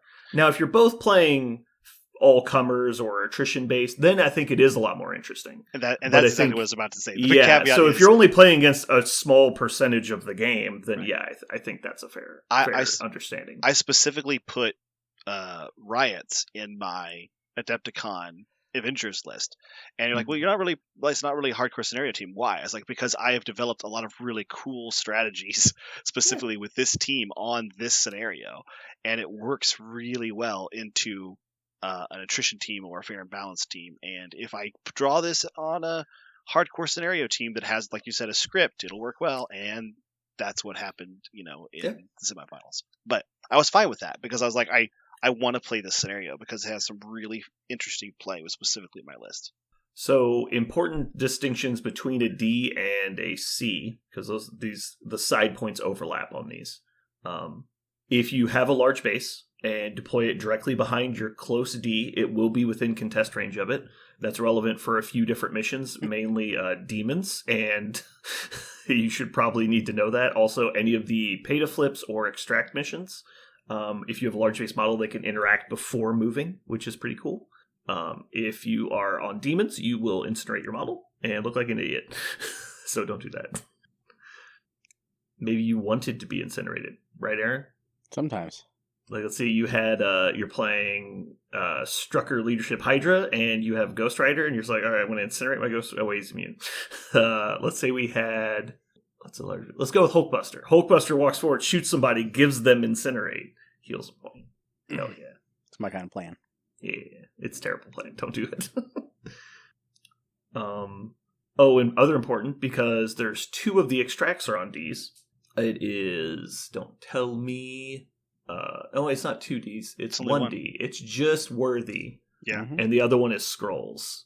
So on Hammers, Worthy, you can have a medium-based model with 3 power, interact with 2 of the extracts through Eyes on the Prize. And so on Worthy, you can have, I believe it's Red Skull 2 or Thanos or Doctor Strange Sorcerer Supreme pick up 2 hammers on the first turn. Ronin with the Power Stone. Ronin with Power Stone also, yes. Those are all very relevant interactions to know, and so if you are on Worthy and your opponent has one of these models and Eyes on the Prize, expect it to happen. So if you have Prio and they deploy on one of the 2 sides, you need to go to that side to prevent it from happening. But more than likely, if you have Prio, they're just going to deploy centrally and take whichever one you don't take. Yeah, there's a script to the 3. Technically, also Star-Lord can do it, but he has to put himself in a little bit of dangers to do it. So he has to survive that turn 1. How's that? Star-Lord Power Stone can deploy centrally, pick up the back, and then move twice to the other one. He can pick up 2 on turn 1. Can he get it if he's neutrally deployed in the middle? No, he has to lean to one side. Okay, so you basically have to have Prio, and you have to stay out there. Okay, right, yeah. So that's definitely a dicier one, but that's interesting. Yeah. I haven't seen anybody do that. I have done probably it before. For good reason. I've done it before, and the only reason why it works specifically is because he is a hit and run character, and so he can just leave. Like if he was not, he can leave next turn, right? But you're not on the midline, so your opponent is not. You're not quite on the midline, but you're not far away either. 6 health, plucky plus Guardian's reroll. I have not lost him yet. I played him maybe. I think I only played You played him against Mystique with Deception? No, I did not. You played him against Thanos? Against Webs? Nope. Against Webs? Would you be that word against Webs? Yeah, I'd web snare or web line you in, and you'd be How's on he gonna my get side the power of the table. I guess if he doesn't do damage, right? So if you can just choose not to push you with Impact Weapon. Yeah. Anyway, it is very relevant. So let's see. Other D abilities. I've got one actually. Well, we're still talking about Guardians, but if you have a bodyguard combination that you like, Rocket and Groot is the most efficient for points, and it makes the most sense for this. But your bodyguard can stand on a center line D, the ones in the far corners, and then your ranged model can reach out to one of either your opponent's side or your side, depending on where they need to provide support, and they can be shooting at that far what would you call it, the one by the deployment zone D while your So you're bodyguard saying if is you're still on one of the side Ds, you can shoot range 4 to the back D? No, if Groot has his back foot, if Groot is basically sitting on the way this works out, I believe the way this worked out, if you put Groot on the inside of a center line D, doesn't matter which side, and you put Rocket to range 2 away from his medium base, he can shoot onto characters on either D from that position. Oh, okay. So you're saying you're putting Rocket basically in the middle of the table, roughly. Yes. And he's within range 2 of a Groot who is within range 1 of the side D. Right. And you're saying that range 5 gets you to both other Ds. Yeah. I would believe it definitely gets you to their back D. I'd be surprised that it gets you to the other side D. I don't remember precisely. Maybe it was just maybe they were just standing by it, or they were maybe maximum inside towards you, and just randomly were standing there. But you definitely can reach. You definitely can reach one. Yeah, side. You definitely get their back D for sure. You can almost do it with just a range 5. Mm-hmm. There are just a couple. Where they're standing. There are a couple like fun character double or pair combinations in the game that you would think would be bad on a D scenario, right? Because you got to spread out. Well, if they're efficient enough, you can actually use the bodyguard type character to sit on the point, and your other character can range out. Groot and Rocket are like the poster child for this, but Captain America and Hawkeye could do it, right? Captain America, Bucky, if you wanted to do it that way. There's a bunch of different like ways to combine a bodyguard, so that the bodyguard feels like it's contributing to the game, and your ranged model is still able to put pressure. Yeah, it's just for a lot of people, you have to be a lot more careful about like, oh, I got pushed because I'm only size 2, and now I'm not on the point, and my guy's not getting bodyguarded. Like, you definitely have to be careful, but it's important to know the geometry. Right, and of course your opponent has push effects, stare at that and stuff too. But I think that's more just generic, placement, but less about D specifically. What I'm saying is a lot of times I've seen people, take premium models or like 4-point models and have no extract and just sit them on one of those side Ds. You're like, I'll just sit here, and I'm like, cool, great. I would love for you to let that character not contribute to the rest of the game at all from way over there. I'll hold on to these points, and also, because of the characters I chose, contribute to your extract. I'll put pressure on those. So having model combinations that can facilitate that stationary, or really mobile models, the speed long pouncers, that kind of thing. Gamora, Black Panther, all those models that can get in one long turn. Movers, I believe, can mostly get from 1D to one of the closest ones, but cannot generally then get to the next one unless you're probably on a large base, I would say. Just because the way, usually when you're going from point to point, it's the 2 closest edges, and so then you're moving from not the closest edge to the other one, and you don't quite get there. So if you're doing like a Cosmic Invasion pay to flip, and you're trying to get to 3 points with one model, it needs to be, I think, a large long. I don't know if a medium long can do it. Aaron, do you have any experience with that? I'd have to get out and measure it again. Perfect example of ASM being better than Angela. Mm-hmm. He has the place 3, so he can definitely get to the third one. He might even be able to get to all 4. I doubt it, but maybe. Let's see, if you were on the front edge of your back D, place 3 trying to get to the side, you probably don't get there. But if you did, you might be able to long move twice to the other ones. I don't know. You can definitely get to 3 of them. All right. Anything else that you guys can think of for Ds? Aaron, you were really quiet that whole time. Are you? Hey, Ds are just no sense boring. In beating the dead horse. I actually like Ds a lot. I think Ds are very interesting. Mm-hmm. I think they force either interesting one-on-one matchups, but you should always know you're going to have to rotate at some point in the game. You're going to have to rotate. How well your models can do that, and when you choose to do that, often comes down to determining victory on an otherwise close D matchup. Mm-hmm. Knowing that we're doing a deep dive right now, could you give me one example of when your model needs to rotate? Like, what's a scenario you can imagine? So I'll harken back to a Adepticon game against Nate Horn. He was playing X-Men. I was playing Hellfire. And like turn 2, all we did was take our models that were standing next to the opponents, where we picked extracts up, and we rotated those extracts from the right to the back. And he did the same thing. Like, we forewent attacking to just take our extracts and make them safe. And we kept rotating. Basically banked your extracts and then replaced them with different models. Right, and then he's trying to like hop off, Ultron hop, to then chase me down, and I'm trying to either throw his grunts or do something to prevent that. And so it's all about trying to keep your, win the one-on-one matchups if you can on the sides, and then as soon as you lose one, and I think I got super lucky and I just one-shot one of his models with an unstatistical die roll, and that really tilted the game in my favor. Because it gave me a secure point that I wasn't technically "quote unquote" supposed to get, right? And that kind of put the game back on his court where he had to change it, and he just couldn't. So yeah, there's a lot of moving from point to point, but it all depends on how the game plays out, right? I don't know how to explain it. Oh no, I was actually going to say one of the main ones is as soon as your model gets dazed, it should rotate. That's always been my rule of thumb. Just it should murder the person that dazed it, and then it should win the point while they're dazed. Yes, but the one I'm always imagining is Black Widow. Okay, sure. Well, okay, yeah. She's always the model. Parker, I don't know if you know this. There's different models in the game. No, what I'm saying is, I was imagining when my Ultron got dazed, what should I do? Yeah. And your answer was run away. Parker, I don't know if you realize this, but you're like the master of coming up with advice based on a very, very specific example of the question. Yeah. You're like, all right, so let's say your model gets dazed. What do you do? And you're like, well, you run away because Black Widow can't die. And you're like, that's not what we asked though. Well, no, I don't like generic examples, and when I'm thinking of.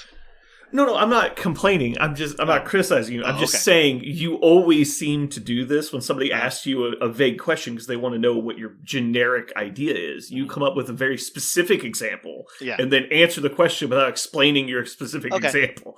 I'll provide some more explanation. I think if you have a character that specifically is designed to wake up and murder house, then yes, I think you're. Oh yeah, obviously, if you have a non-combatant character, you should not try and daze somebody with them unless you have no other plan. But I have seen. You're sorry.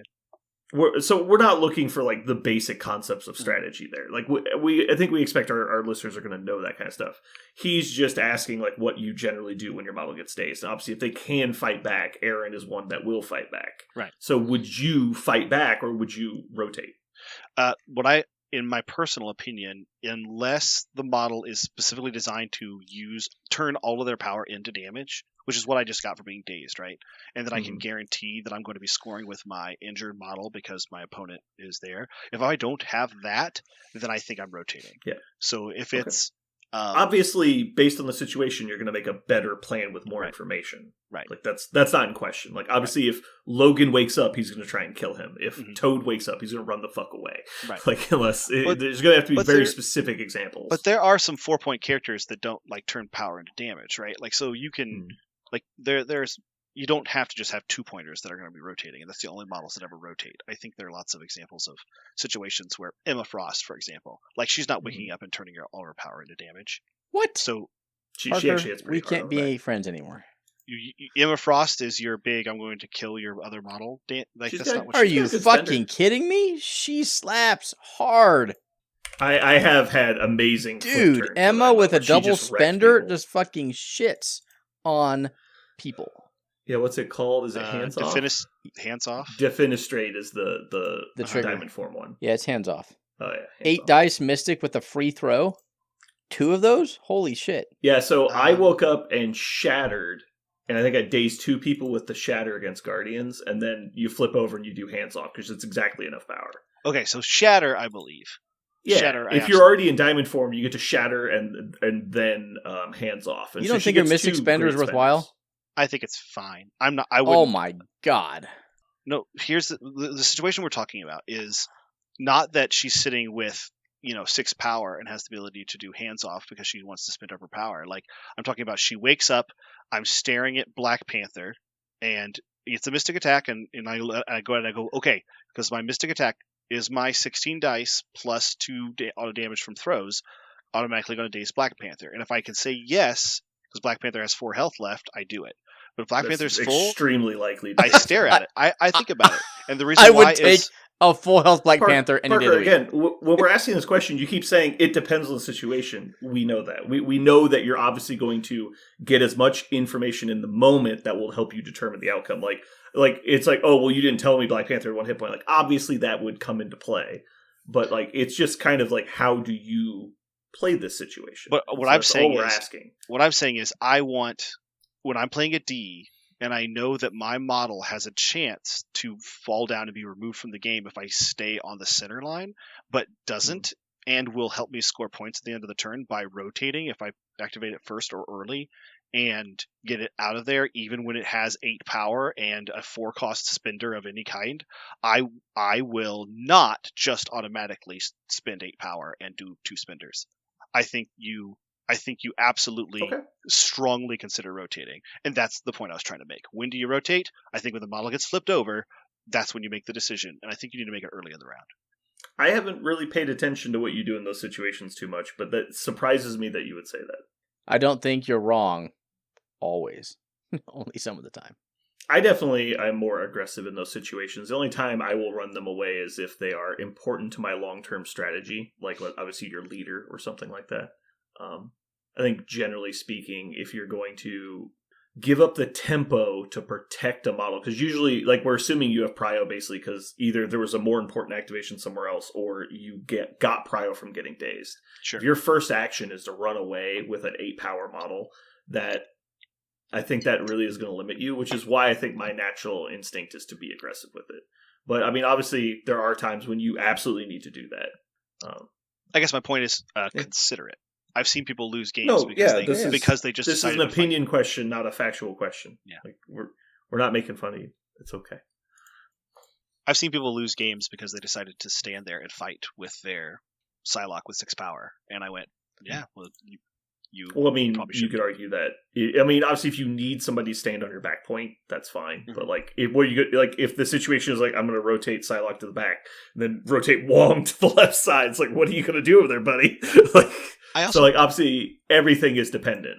Yeah, and so but I just know I am personally more aggressive, so I would lean into attacking.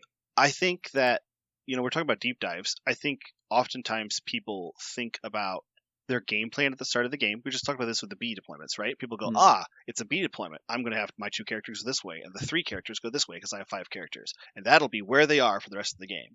And specifically with the D, sometimes people go, okay, I'm going to have these 2 characters go to that point, this 1 character go here, this 1 character go here, and they just stick to that, and they never imagine any other way the game could go. And I think, and you go, that's just common sense that everyone should know they shouldn't do that. But I don't think that is true. I think a lot of people do just assign their characters 2 points at the start of the game and do not imagine them moving. And I think that's definitely one of the rabbit hole type strategies that most people don't develop until later on in their playing experience. That was the thing that we used to talk about a lot in War Machine is like, oh, you lost the game because you refused to rotate. Like you basically you deployed, then I deployed, and I counter deployed you, and you never did anything about that. You just let me prey on my good matchups, and you never. It's like imagine putting Wolverine on one side, MODOK gets counter deployed to you, and you just accept that as life. It's like, well, you're going to lose. Like there's no way you're going to win that matchup, and then so it's like, or you could spend a turn adjusting, moving your models around and fixing the problem. But like they just never even consider doing that. They just assume that they've been counter deployed and that's how they have to live. And so it's definitely something you need to be thinking about. Okay. I think that wraps up the D deployments. All right. I'm glad we asked Aaron. I'm glad. Aaron said nothing. No, he didn't. No, he dropped a little bomb and exploded. Yeah. Aaron said nothing. All right. Well, that's going to wrap it up for us today. We'll pick up the rest of these next week. Stay tuned. Thanks for tuning in. This has been Brandon. And Parker. And Aaron. And you just listened to Aaron Gets the D. Got him. Strong.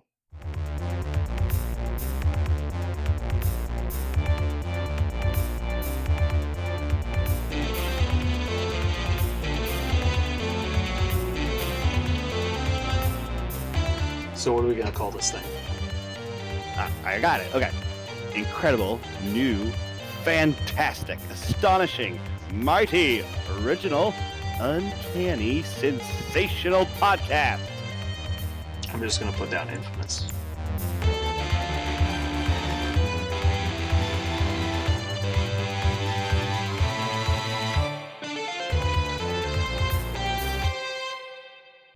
All right, we did it. Oh man, we did it! Oh, this is the best day. We only had multiple attempts at sabotage so far. Everything is coming up Millhouse today, man. It's been awesome. I was nervous about next school year. That got achieved. I was nervous about Mojo World today, and Aaron fixed my problem instantly within moments. I loved it. I've got really good problems today. Really good problems, but they're all solved. I'm glad. Yeah. I have been told that I can now announce it officially because I can't get any sort of like legal ramification if I do. I got a new job. Nice. Yeah, congrats. Thank you. I just got offered and accepted it today. I am now teaching biology at the high school level. Still in my same school district, but I am really very excited. My favorite thing is some of my students that I had this year will be my students again next year in a different building, and I am really excited to see the double take whenever they come into my room. And they're like, wait, are we still in what? They're gonna know you're gonna know you're their teacher before they go into the class. Yeah, they're gonna see my name and stuff, Okay. but I don't know. I am sure I have students that will see my name on the roster and just go, it must be some other Mr. Guidry. Like, it can't be the same guy. If only you had known a few months prior, you could have pranked your students by saying, "Yeah, I've got a brother. His name is Peter Guidry." So what did you teach this year? It's like Earth This year I taught creative writing, engineering, and humanities. 3 different courses. Well, whichever you need to look up your students, Mhm. and when they let's say that they were your humanities student. Yeah. You need to start off like, "Hi, I'm Mr. Guidry. Welcome to humanities. 1, 2, 3," and just go with that bit to see how long till they raise their hand and they're like, "Wait a second." You might remember from the last assignment we did. We're just going to continue on from the last moment I saw them. Just like this was the plan the whole time, guys. I don't understand what you were thinking. Yeah. I think I could probably sell that pretty. They'll be freshmen in high school. They'll just accept whatever I say as fact. They're not going to question it. They're going to be so deer in headlights all day. So I am very excited for my new job. I'm very excited to see my students again, which is super cool. And yeah, I think it's going to be a really good fit. I get to teach 3 sections of biology and 1 section of a class called World Impacts. It's basically about human impacts on the environment and then how, generating ideas to fix human impacts on the environment. And Will you get to discuss trees in that class?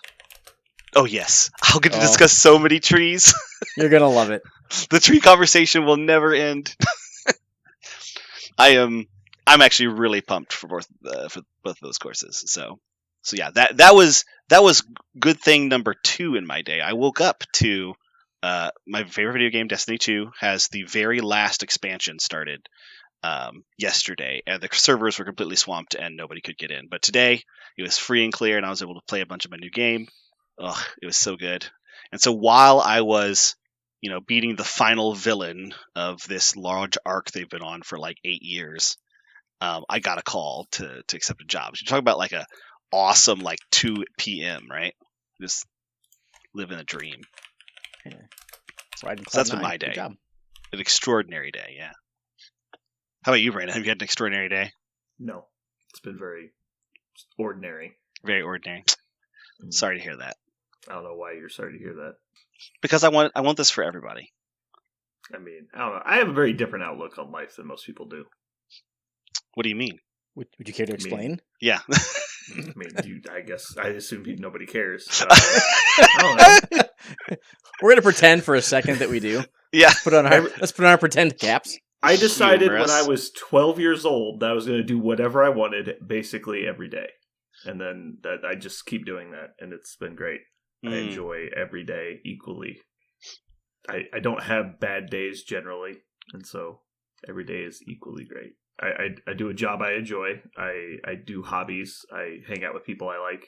I generally just don't do things I don't want to do. So, I don't really have good or bad days. I just have days, but they're all good. Yeah. This I is think it's zero really White good- Russian brand, in case anyone out there's Yeah. wondering. I just shout out. I took a recommendation from one of our listeners. I am drinking a Leinenkugel Summer Shandy, thanks to Josh from Muse. He recommended that. Nice. Josh from It's Muse been very needs good to so stop far. sending you recommendations. No, it's quite good. I would say it's probably the best beer I've been recommended by somebody who really knows beer. I'm keeping. I'm sure he's I'm screaming into the void right now. I'm keeping the big blue bottle idea. What was the name of the one you liked? I have it written. I have it Chimay written Blue down. Label. The one Aaron- Blue. Yeah, Yes. the blue one. I am. Blue stands for high quality. I don't know if you knew that. I haven't been able to get to the liquor store yet, but next time I go, I'm going to be purchasing that so I can partake. I'm excited to try. Okay, you should be. Maybe I should have that as a celebration. I should Oh, make man, that a priority. Days can only get so good, man. Just stop when I'm ahead. Yeah. I could overdo it, and then how could how could tomorrow possibly compare? Yep, I see your point. It's like Although I Brandon, go ahead. Brandon, there is something to the searching for contentment rather than happiness.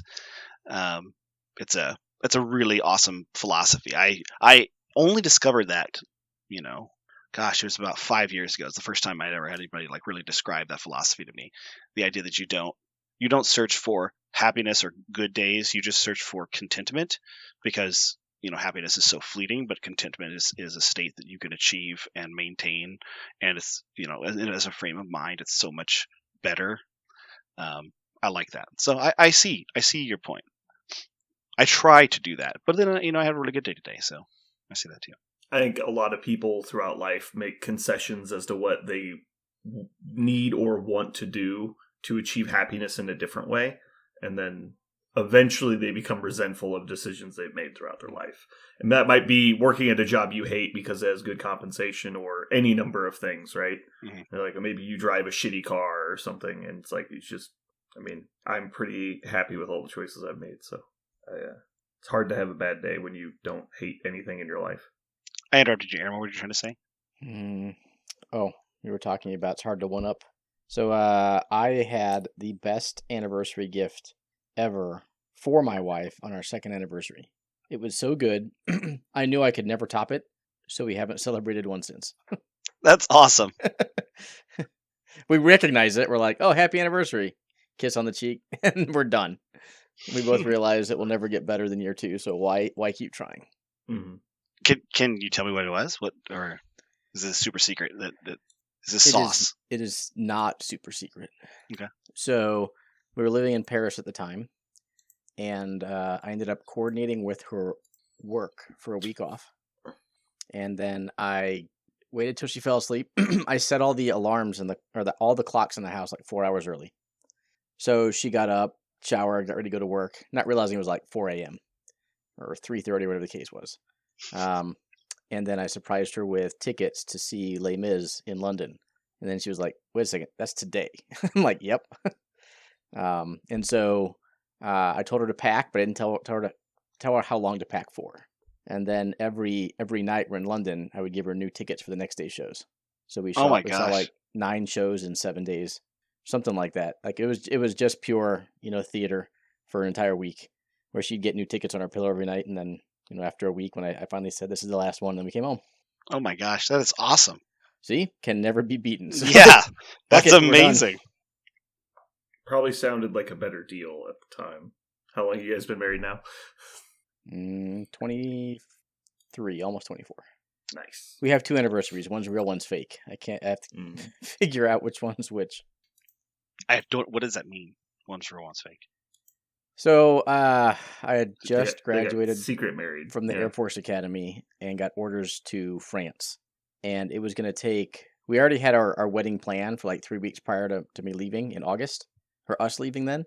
But the Air Force, especially back in the year 2000, wasn't this whole new digital age thing. So it took multiple weeks for her to get added to my orders. And then airline tickets printed out and given to me and stuff like that. So bottom line, there was not going to be enough time in between our wedding ceremony and me leaving for Paris.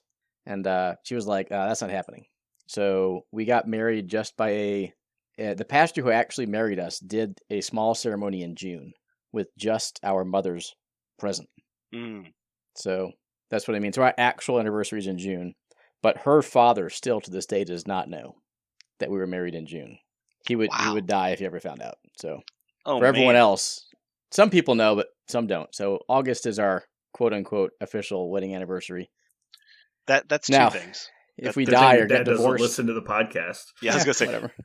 that's two things. That's really baller that you did that. And two, it's amazing that the confidence you have that he'll never hear this on this podcast. But that's cool. Strong. So that's why I'm live to think. Wait a second. How many years? It's June, but before the actual first anniversary. We're still at 23. I'm so pumped for this topic. I've never went back to back. The main topic or the Mojo one? The Mojoverse, because I also like the main topic, but the Mojoverse one because I've never won back to back before. This is weird. I don't like it. I know Brandon's been there like 80 times, and so it's old hat for him. But I was so happy whenever Aaron's like, I have a couple ideas. And the only reason I ever cared about winning was I had like 4 different categories I really wanted to do. And then once I got those out of the way and I got to pick those, I was like, I actually just don't care anymore. Well, I didn't know I wanted this so bad, but I do. I'm really, really glad. I know I'm punting this one, by the way. Mine are nobody likes the one I like in cereals. But I like taking trail mix and just pouring it in a bowl. I like peanut brittle and milk. That sounds good, actually. How did the just having a pre-ramble last time go for editing and publishing? Yeah. It's much better on editing, but that's about all that will matter for. Because I don't have to get as many timestamps, which is part, getting the timestamps exactly right, because obviously you're not just blind clicking. You want it to be a smooth transition. So, well, let's just do the Mojo now then. Well, I mean, we got time still. Okay. Still have to bullshit some more, work up the mental juices. Well, we still have to. Yeah, I mean, I don't know how long the main topic's going to be. So, but if I would get to the point. The only bad thing about doing it the way we did it last time was where we just do one long pre-ramble instead of doing a pre and a post. Is that we can't manufacture episode length as easily, and so if we know how long the main topic's going to be, that's fine. But if I think we're going to get through it very quickly, then that's a lot harder. You have to kind of eyeball it more, I guess. Well, I can regale us with car shopping stories. Mm-hmm. Oh, I think we have plenty. Or we can skip that shit. I don't care. I mean, you can talk about buying a car for the 3rd time this year. I don't know. This year, in back-to-back months. I want to know. Are you any Are you any closer? I'm driving to pick it up tomorrow. Whoa, that's really close. That's so close. You're driving to pick it up tomorrow. Mm-hmm.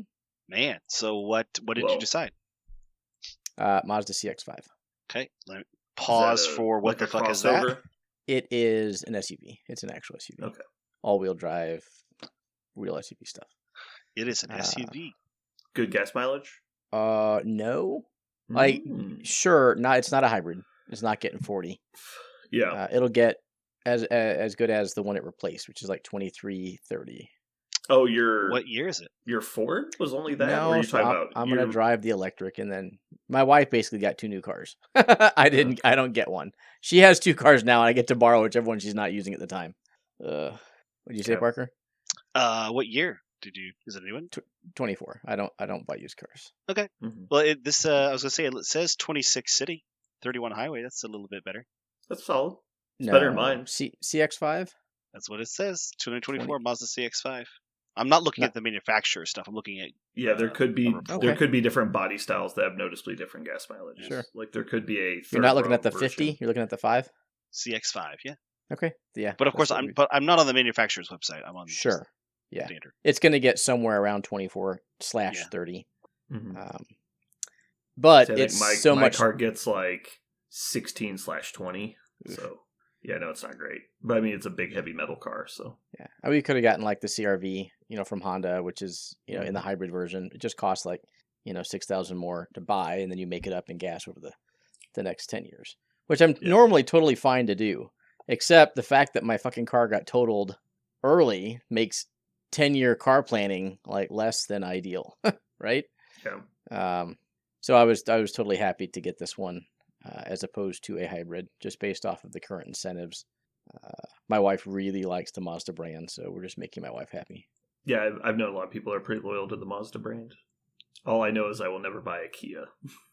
I would 1000% have bought a Kia if they didn't have the braking issues right now. Oh, yeah? Mm-hmm. Absolutely. The only Kia I've ever owned just had constant problems and then exploded. Sure. That your I say your dad's Kia, absolutely. Today's Kia, I would absolutely buy. Fair. Took my electric car into the car wash for the first time today. You know what happened? It shorted out.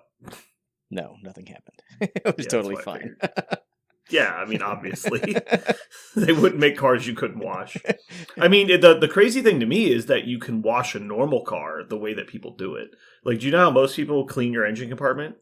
They just power wash it. It's like, and you're like, can you do that? And you're like, well, the correct answer is yes.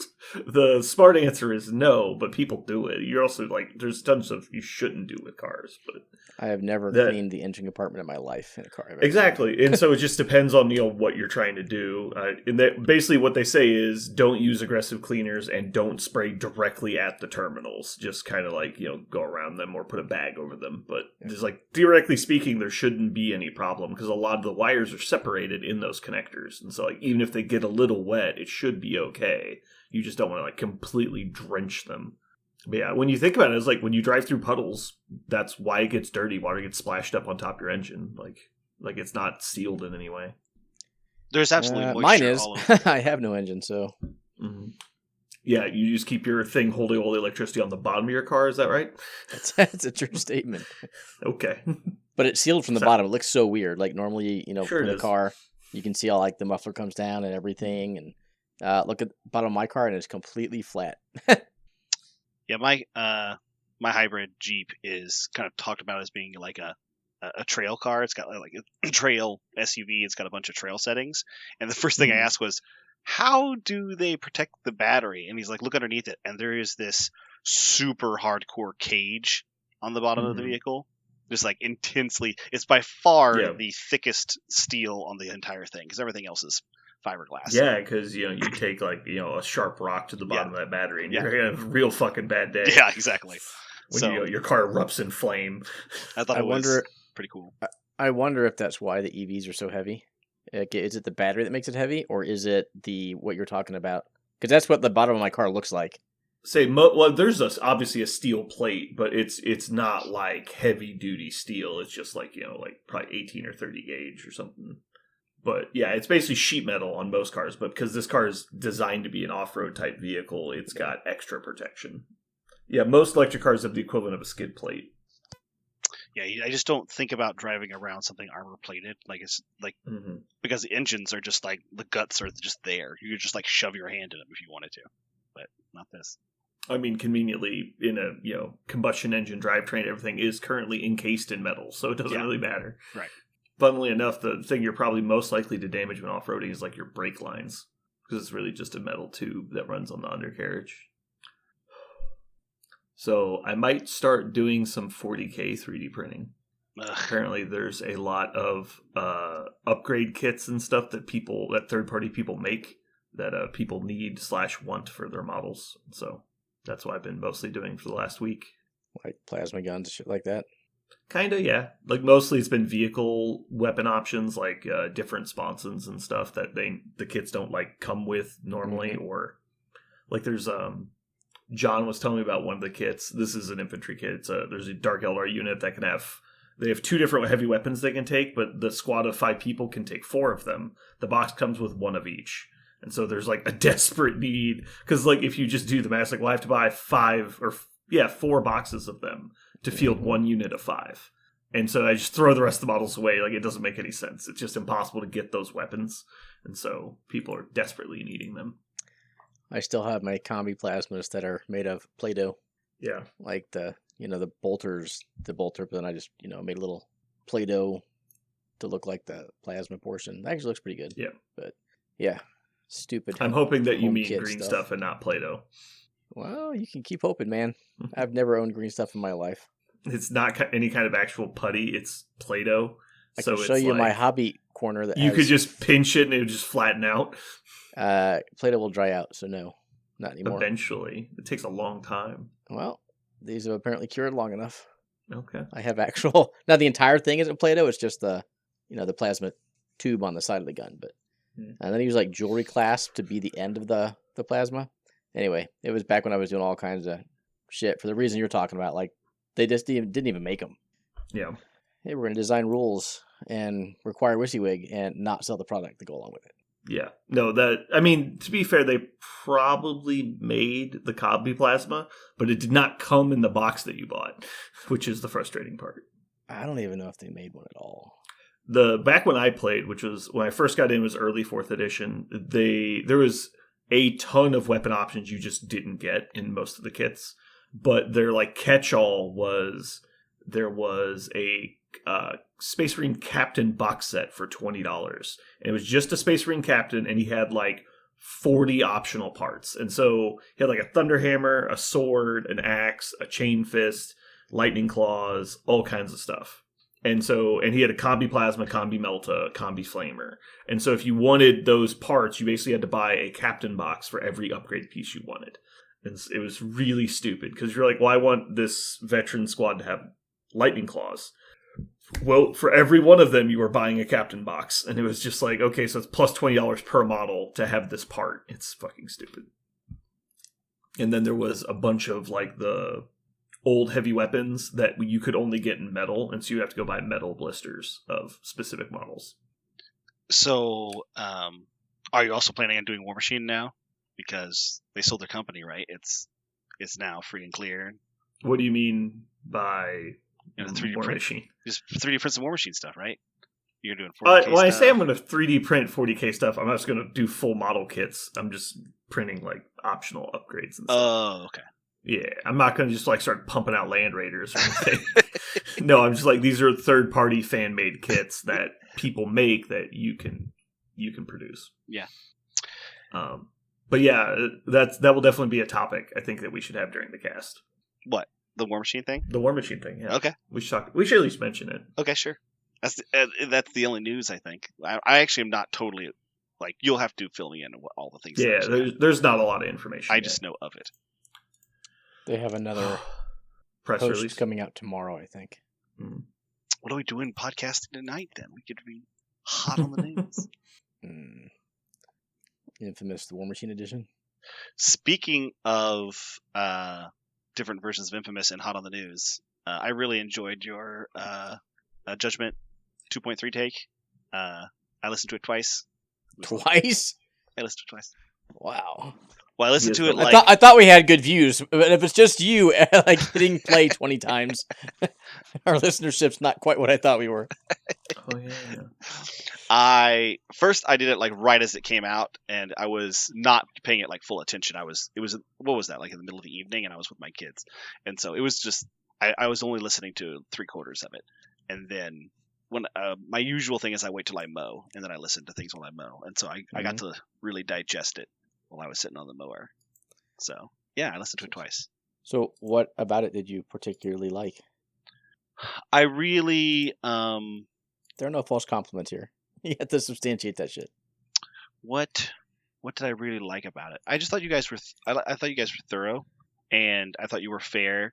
I also I think there was really only positive things to say about it, but I appreciated that Kenny had something negative to say. I know that's weird. I know it's weird to say, but well, I mean, would it be a podcast without a negative comment from Kenny? Yeah, that's what I mean by that is, it's if you only ever applaud everything, right? Then no one ever has a reason to do better. No one has a reason to change anything. And that's how I feel. But when I voice my constant criticisms, people say I'm being negative. I'm just trying to point out how they could do better. Well, that's why I like on our podcast, I don't mind when you mention those things.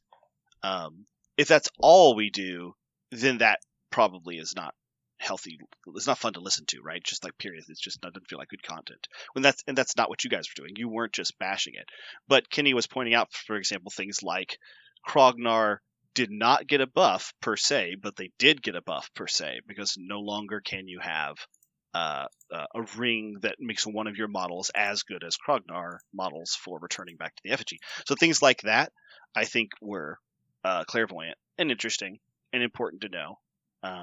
So that's why I liked it. Okay. I was going to say I can't think of.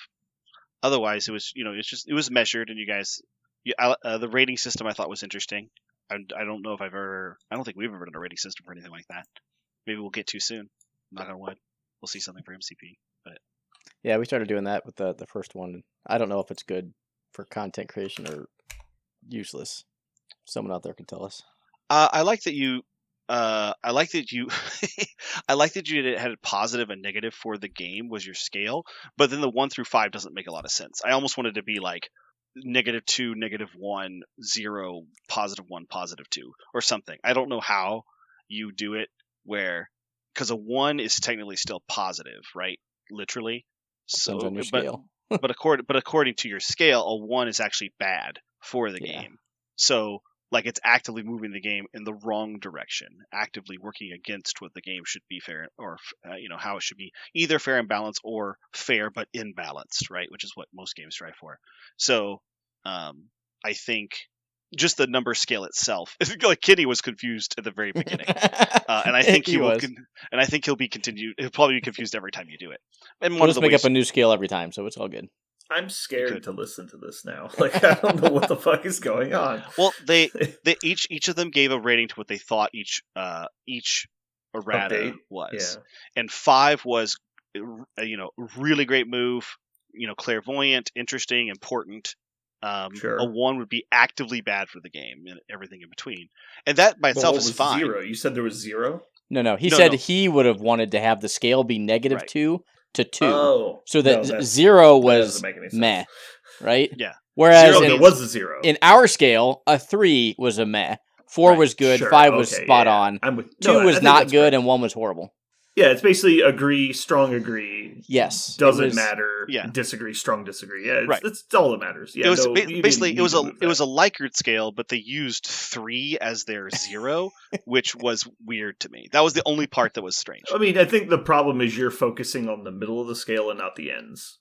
And so, like, I think a 1 out of 5 is a pretty obvious rating, and a 3 out of 5 is a pretty obvious rating. But if you start saying it's like this is average, like it gets weird. Right, that's what I mean. When most people look at 0 to 5, they think 3 is an average rating, but that's not what specifically that rating was for. They weren't measuring average change; they were measuring how positive it was to the game. Which literally I think should be done with positive or negative or some other term. You don't have to use numbers, but that would be the way to translate it. What if we use shapes? Like we could have given like a circle could have been 3, triangle would have been 4, and then a square would have been 5. Like that. If you tell me that 0 is square and triangle is -2. No. 4 would have been, or 5 would have been square. 5 would have been square. See, it's very simple if you think about it. Yeah. You guys laugh, but I just got done listening to some absolutely bonkers math shit on the internet by one of my favorite content creators called Veritasium, and he goes into like experimental math proofs. And there was a guy who was trying to prove that mathematics could never be perfectly solvable. Like it was, there was always something undefinable. There's a hole in the bottom of math. Basically, was always trying to define. And the way he did it is by doing exactly what you just described. He created another way to say every number, and then found a way to use that. But he was using things like letters. He's like, so A is 1 and B is 0 and C is 5, and he had this really weird system. But through this really convoluted system, he was able to basically to prove that you couldn't a self-referential system could not be solved. And that was just one of the latest attempts for mathematicians to do this. So as confusing as what you just said is, someone's actually done that before on purpose. I think it's wonderful. I think humans are wonderful for that reason. I think it's perfect. So anyway, we'll talk about this a little bit more once the podcast gets going, but I posted a picture in the podcast channel I responded to your picture. Ooh. That's our analytics from our podcast. That is, it's labeled, so that's the total lifetime plays by month in chronological order. As you can see, there's a trend. So, plays per month. Yeah, plays by month. Not cumulative. Correct. Okay. This is both casts or MCP only? This is the channel, so yes. I don't understand that. It's the whole channel. The whole channel. So there are 2 podcasts in the whole channel? Yeah. Okay. Well, plus like the stuff we've done for like WTC and things like that, but that's still sure. It's under the same umbrella. It's just that it's more content, right? Yep. So the trend is upwards. That's good. Fucking insane. So like April, the month of April, well, it goes in. Its rotation is 4 weeks, but it's April 18th to May 18th. We had 2,251 plays. We're not worthy of that many plays. Who the fuck is listening I to don't us? disagree. Our current estimated audience size is 340 people, which is almost double what it was a year ago. But the reason I brought it up is because this week we're going to break 40,000 total plays. I blame Aaron's big dick energy. He's always swinging around here. Man, so I know you guys aren't on the Discord as much as I am, and I post very infrequently in not our Discord. In my defense, it's mostly due to my antisocial behavior and my lack of free time. So sure, so it wasn't a critique. I'm just saying you don't see what I post usually. But in reference to Parker's big dick energy, if I played a quarter as well as I smack talk, I would be the best player, hands down, for the next decade and a half. That's interesting that you think that. Oof. So I think it's literally not true. Ouch. Okay. I think you shit talk very poorly, but I think you play well. I think I shit talk very well. You don't. The problem is you don't shit talk though. Yeah, you don't do it very often. What the you're right. Every year you do shit talk really well once. Mm-hmm. Yeah. Well, I try not to do it to people that don't know I'm kidding. That's true. You do go for the jugular, so that's true. Mm-hmm. If you're gonna shit talk, you need to actually like say something. And I check our Discord probably 4 times a day on average. I check it constantly. The problem is, like, I just have so many notifications. I'll check it and I'll start reading something, then I'll get distracted. But it will remove my notifications because I've opened the channel. I only read 3 of the 8 posts. And then I come back later and there's 12 more posts on top of it. And so, like, it's basically me skimming because I never get enough time to actually read everything. I just have too many fucking notifications. So this week's TTS game for the league is going to be with Mike Whalen. Listener, Port Roll Protocol podcaster. So I'm playing Sentinels into his whatever he chooses to bring. Ooh, so you're saying he's gonna definitely scout you out? Oh, he knows exactly what I'm bringing. He's bringing all the stuff that beats Sentinels. He said he's not going to change his list. Although since he's played a different list each of the first 3 weeks of the league, who the fuck knows, right? My impression is Mike's a good dude, and I'm looking forward to playing him. I think it's going to be streamed on Friday. I still think playing Sentinels is the ultimate no-lose scenario, because either A, you dice the fuck out of them, and you're like, Sentinels OP, you lost to Sentinels, and then, or you lose, you're like, I was playing Sentinels. Or like, the other option is they sell out to try and beat Sentinels. Yeah. And then both of those options are still possible. And so it's like, oh, well, you only beat me because you sold out. Like, you had to sell out to beat Sentinels. Or like, look, I still beat you and you sold out to play Sentinels. Like, well, yeah, so that's what I told him. It's the worst thing ever. That's the shit talking. He's like, when do you want to play? And I'm like, I want to play as late in the week as possible. So you can spend all week, dreading the matchup, grinding games, practicing, just so that when you lose, it hurts that much more. Mm-hmm. I will probably lose the game, but I'm going to have a good time playing the game.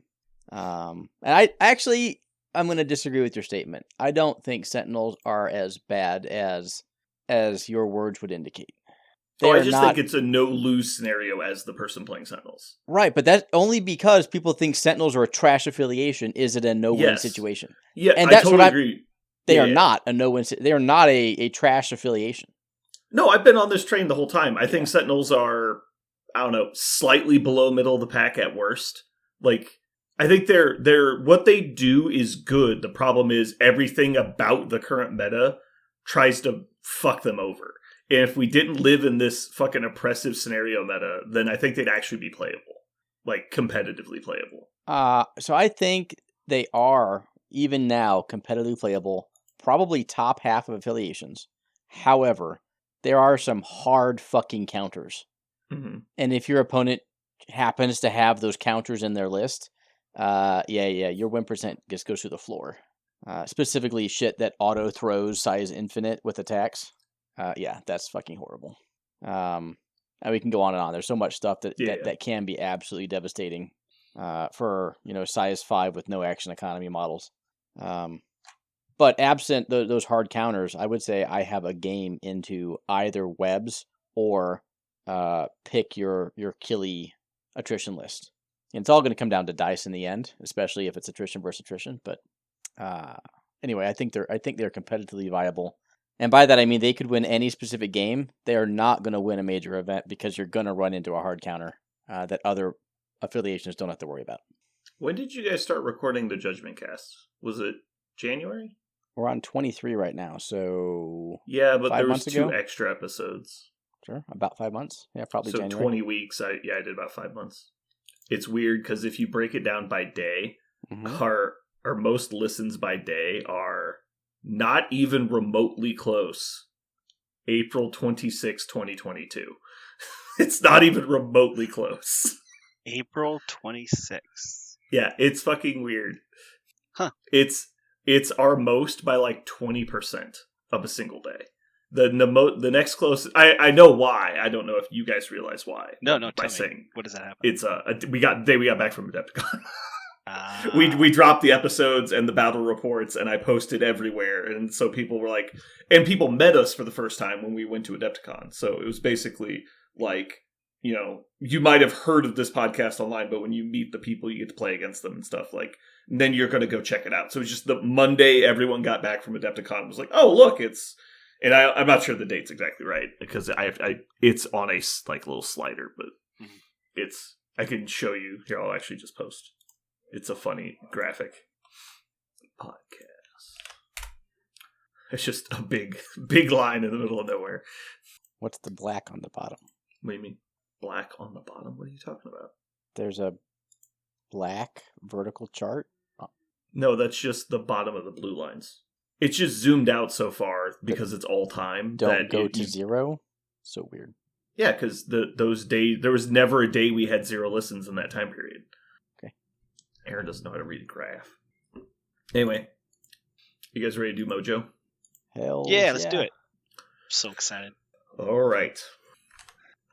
This is going to be interesting. I think cereal is one of the places that people have the weirdest, like, eclectic choices of, like, most food. That's why I fell in love with it so quickly. It's going to be great. All right, Mojo World. This week we have breakfast cereal. So we're gonna be drafting our favorite breakfast cereals. I'll be going first this week, and I'm gonna pick something that I actually have in my house at the moment: Fruity Pebbles. Based on your guys' reactions, I can tell that was a safe one, regardless. Yeah. Yep, I have not. I think I maybe had a Fruity Pebble in my life. It's probably possible. It is exclusively the texture. I don't know what it is. It's just, I enjoy eating it. So, do you eat it with or without milk? With milk. Okay. I eat all cereal with milk. So I have not had cereal since I left home at the age of like 16. Really? That's surprising. Interesting suggestion for Mojoverse today. Well, that doesn't mean I can't speak knowledgeably on the subject. It's going to be dated. Okay. So my issue with Fruity Pebbles is as soon as you put milk, you give it like 20 seconds. That's just a bowl of fucking mush. Don't worry, I eat it fast. Okay. Like I would. So the trick is honestly, you have small bowls. You just have a lot of bowls. I speak from experience here. Uh-huh. I could eat Fruity Pebbles as my only meal for an entire week, and I would not feel terrible. No, I like Pebbles. It's a solid choice. I think you're like terrible. That sounds. There's been time periods when I just like had nothing going on. I was like working from home, and it was just like I just had 2 boxes of Fruity Pebbles, and I just like didn't leave the house for 4 days. And I was not tired of eating Fruity Pebbles. I just ran out of Fruity Pebbles, so I decided to go like to Taco Bell. No, if I buy Fruity Pebbles, I have to actively force myself to eat something else before it's gone. Or I will just eat it until it's gone, and then I'll eat something else. And it's not like I crave it. It's just good. And it's so instantly quick to make. Fair enough.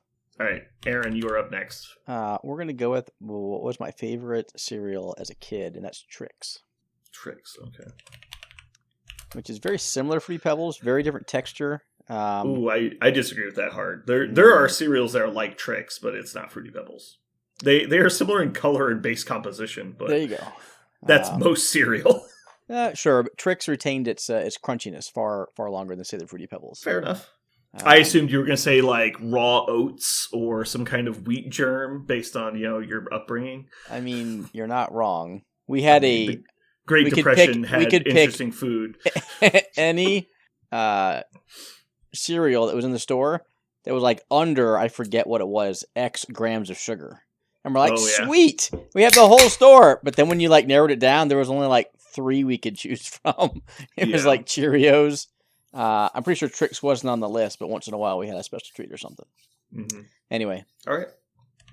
What's after that for you, Parker? Okay, so you have to understand that my taste in cereals are kind of like whenever you go to Starbucks and you hear that annoying person who orders something with like 8 adjectives. Yeah. So I don't know how you're going to put this in the voting thing because it really is like because if I'll tell you, one of the things I like is Special K, but I cannot stand Special K. All right. I cannot stand the standard Special K. I love Special K cinnamon pecan cereal. So cinnamon pecan Special K, and I don't know how are we going to do that for this. You put cinnamon pecan Special fucking K. Okay. I put Special K. Don't just put Special K, because Special K tastes terrible. I want cinnamon pecan. What I'm saying is, if you can't put cinnamon pecan Special K because of the amount of characters you have available, I will choose something shorter. It's a fucking Discord post. The amount of characters he has available. I've noticed that he loves to abbreviate and make it smaller so you can see everything organized. I watched him do it. Okay. SKCP, got it. All right, everyone knows that. All right, what's your next pick, Parker? You got 2. This one is actually like a standard cereal. It's just a lot of characters. Cinnamon Toast Crunch. I love Cinnamon Toast Crunch. Big fan of it. CTC, got it. I'm going to go... Aaron's just moving on. I'm just so upset. Parker's just steaming. I've won 2 in a row. That's why I'm not upset. No, sorry, I am upset, but that's why I'm going to let it slide. Go ahead. So by not winning these, all I'm doing is reaffirming my status as superior to the majority of our listenership. My second pick is Chex. Just regular Chex. Yeah. If I had to, if I have to be more specific, it's rice Chex, and that's because it's so versatile. You can have it with some milk. All 3 of Aaron's cereals are going to be shorter than any one of Parker's. All right. We got Chex and Trix for you. I got my final 2 picks now. I'm definitely going to go with Captain Crunch berries.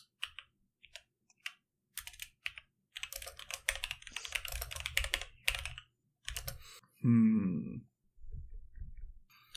going to go with Waffle Crisp next. I would have chosen probably Cinnamon Toast Crunch, but Waffle Crisp was always good.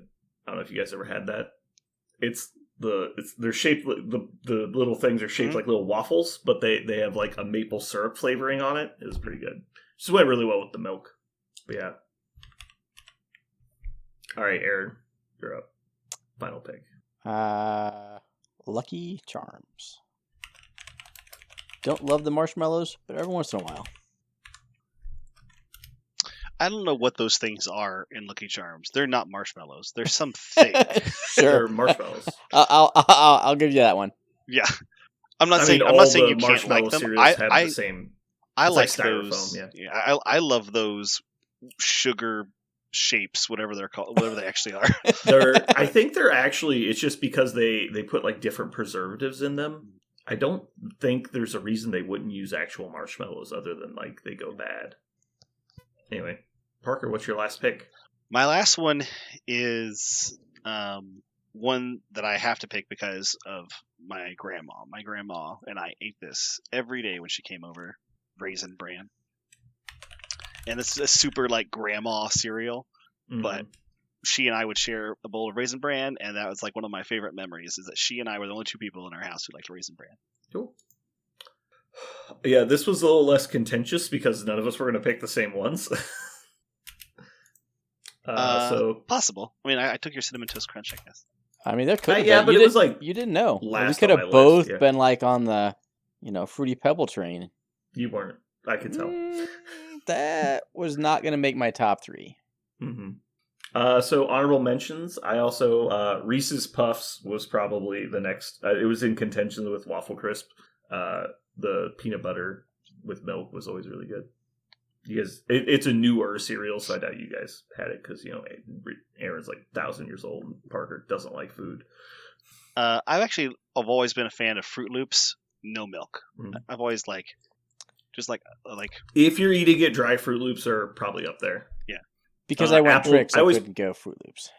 Yeah, I always preferred Apple Jacks over Fruit Loops. Apple Jacks are good. Apple Jacks are good. Yep, and that's it for me. That's all I had.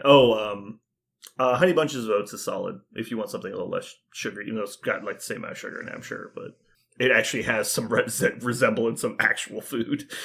I decided not to pick my third, 5-syllable, 5 adjective cereal, but Oat Crunch Cinnamon Cheerios are really good. I'm noticing you like cinnamon. I am a huge fan of cinnamon, always. If you put cinnamon on it or in it, I'm probably going to enjoy it. I decided not to go 3 cinnamon cereals, though. Also because my single post would have been 13 lines long. We would have to Photoshop up somebody snorting cinnamon. Put it up there for Parker. Stay tuned next week for our favorite breakfast fruits. Ooh. I will be abstaining from that because fruits are for animals. I'm kidding. I mean, we could, but it was what we should actually do is breakfast food at some point. Oh, I'm gonna put that that's on good the list. too. Like that. What was I because what are you doing? Biscuits, gravy? You doing waffles? You hit the nail on the head there. We just did cereal, so we'll have to come up with something else for the next 2-3 weeks. But we'll come back to it. I like that. That will be contentious too. Somebody's gonna get mad. Oh yeah, let me go ahead and pull your list of suggestions from earlier. I'll put them on here too. Yeah. That was stream of consciousness suggestions, to discuss, not I actually want to. I didn't read the whole thing, so I'll be surprised whenever somebody uses it again. I stopped reading at the first suggestion. I'm not kidding. I did. I went cereal. Boom. Struck gold. Stop digging. We did it. Did you ever? I assume you have not heard this, but there's a famous punter from the NFL named Pat McAfee. But he retells his story of getting drafted because they normally don't draft punters. They usually get picked after the draft. You just sign with whatever team wants you. It's very rare to get a punter drafted in the NFL. And so he gets drafted by the Colts. And he didn't expect to get drafted. So he's at his house. They're eating buffalo wings and stuff, watching the draft with his family. And they pick him, and their family goes apeshit.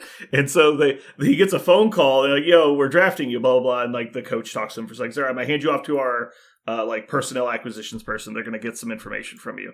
So this girl gets on the phone. She's like, hi, I need you to pick your starting number and jersey type and some stuff, and also get your personal info. So she's like, what number do you want? He's like, I have no idea. It's like, all right, I'm going to read off our available numbers. He's like, okay. She's like, 1. He's like, perfect. He's like, I couldn't even hear the number she said. I just agreed to the first number she said. Because everyone in the room was screaming. So that reminded me of that. Yep. You only need 1. All right, you guys ready to light this fire? Hells to the yes.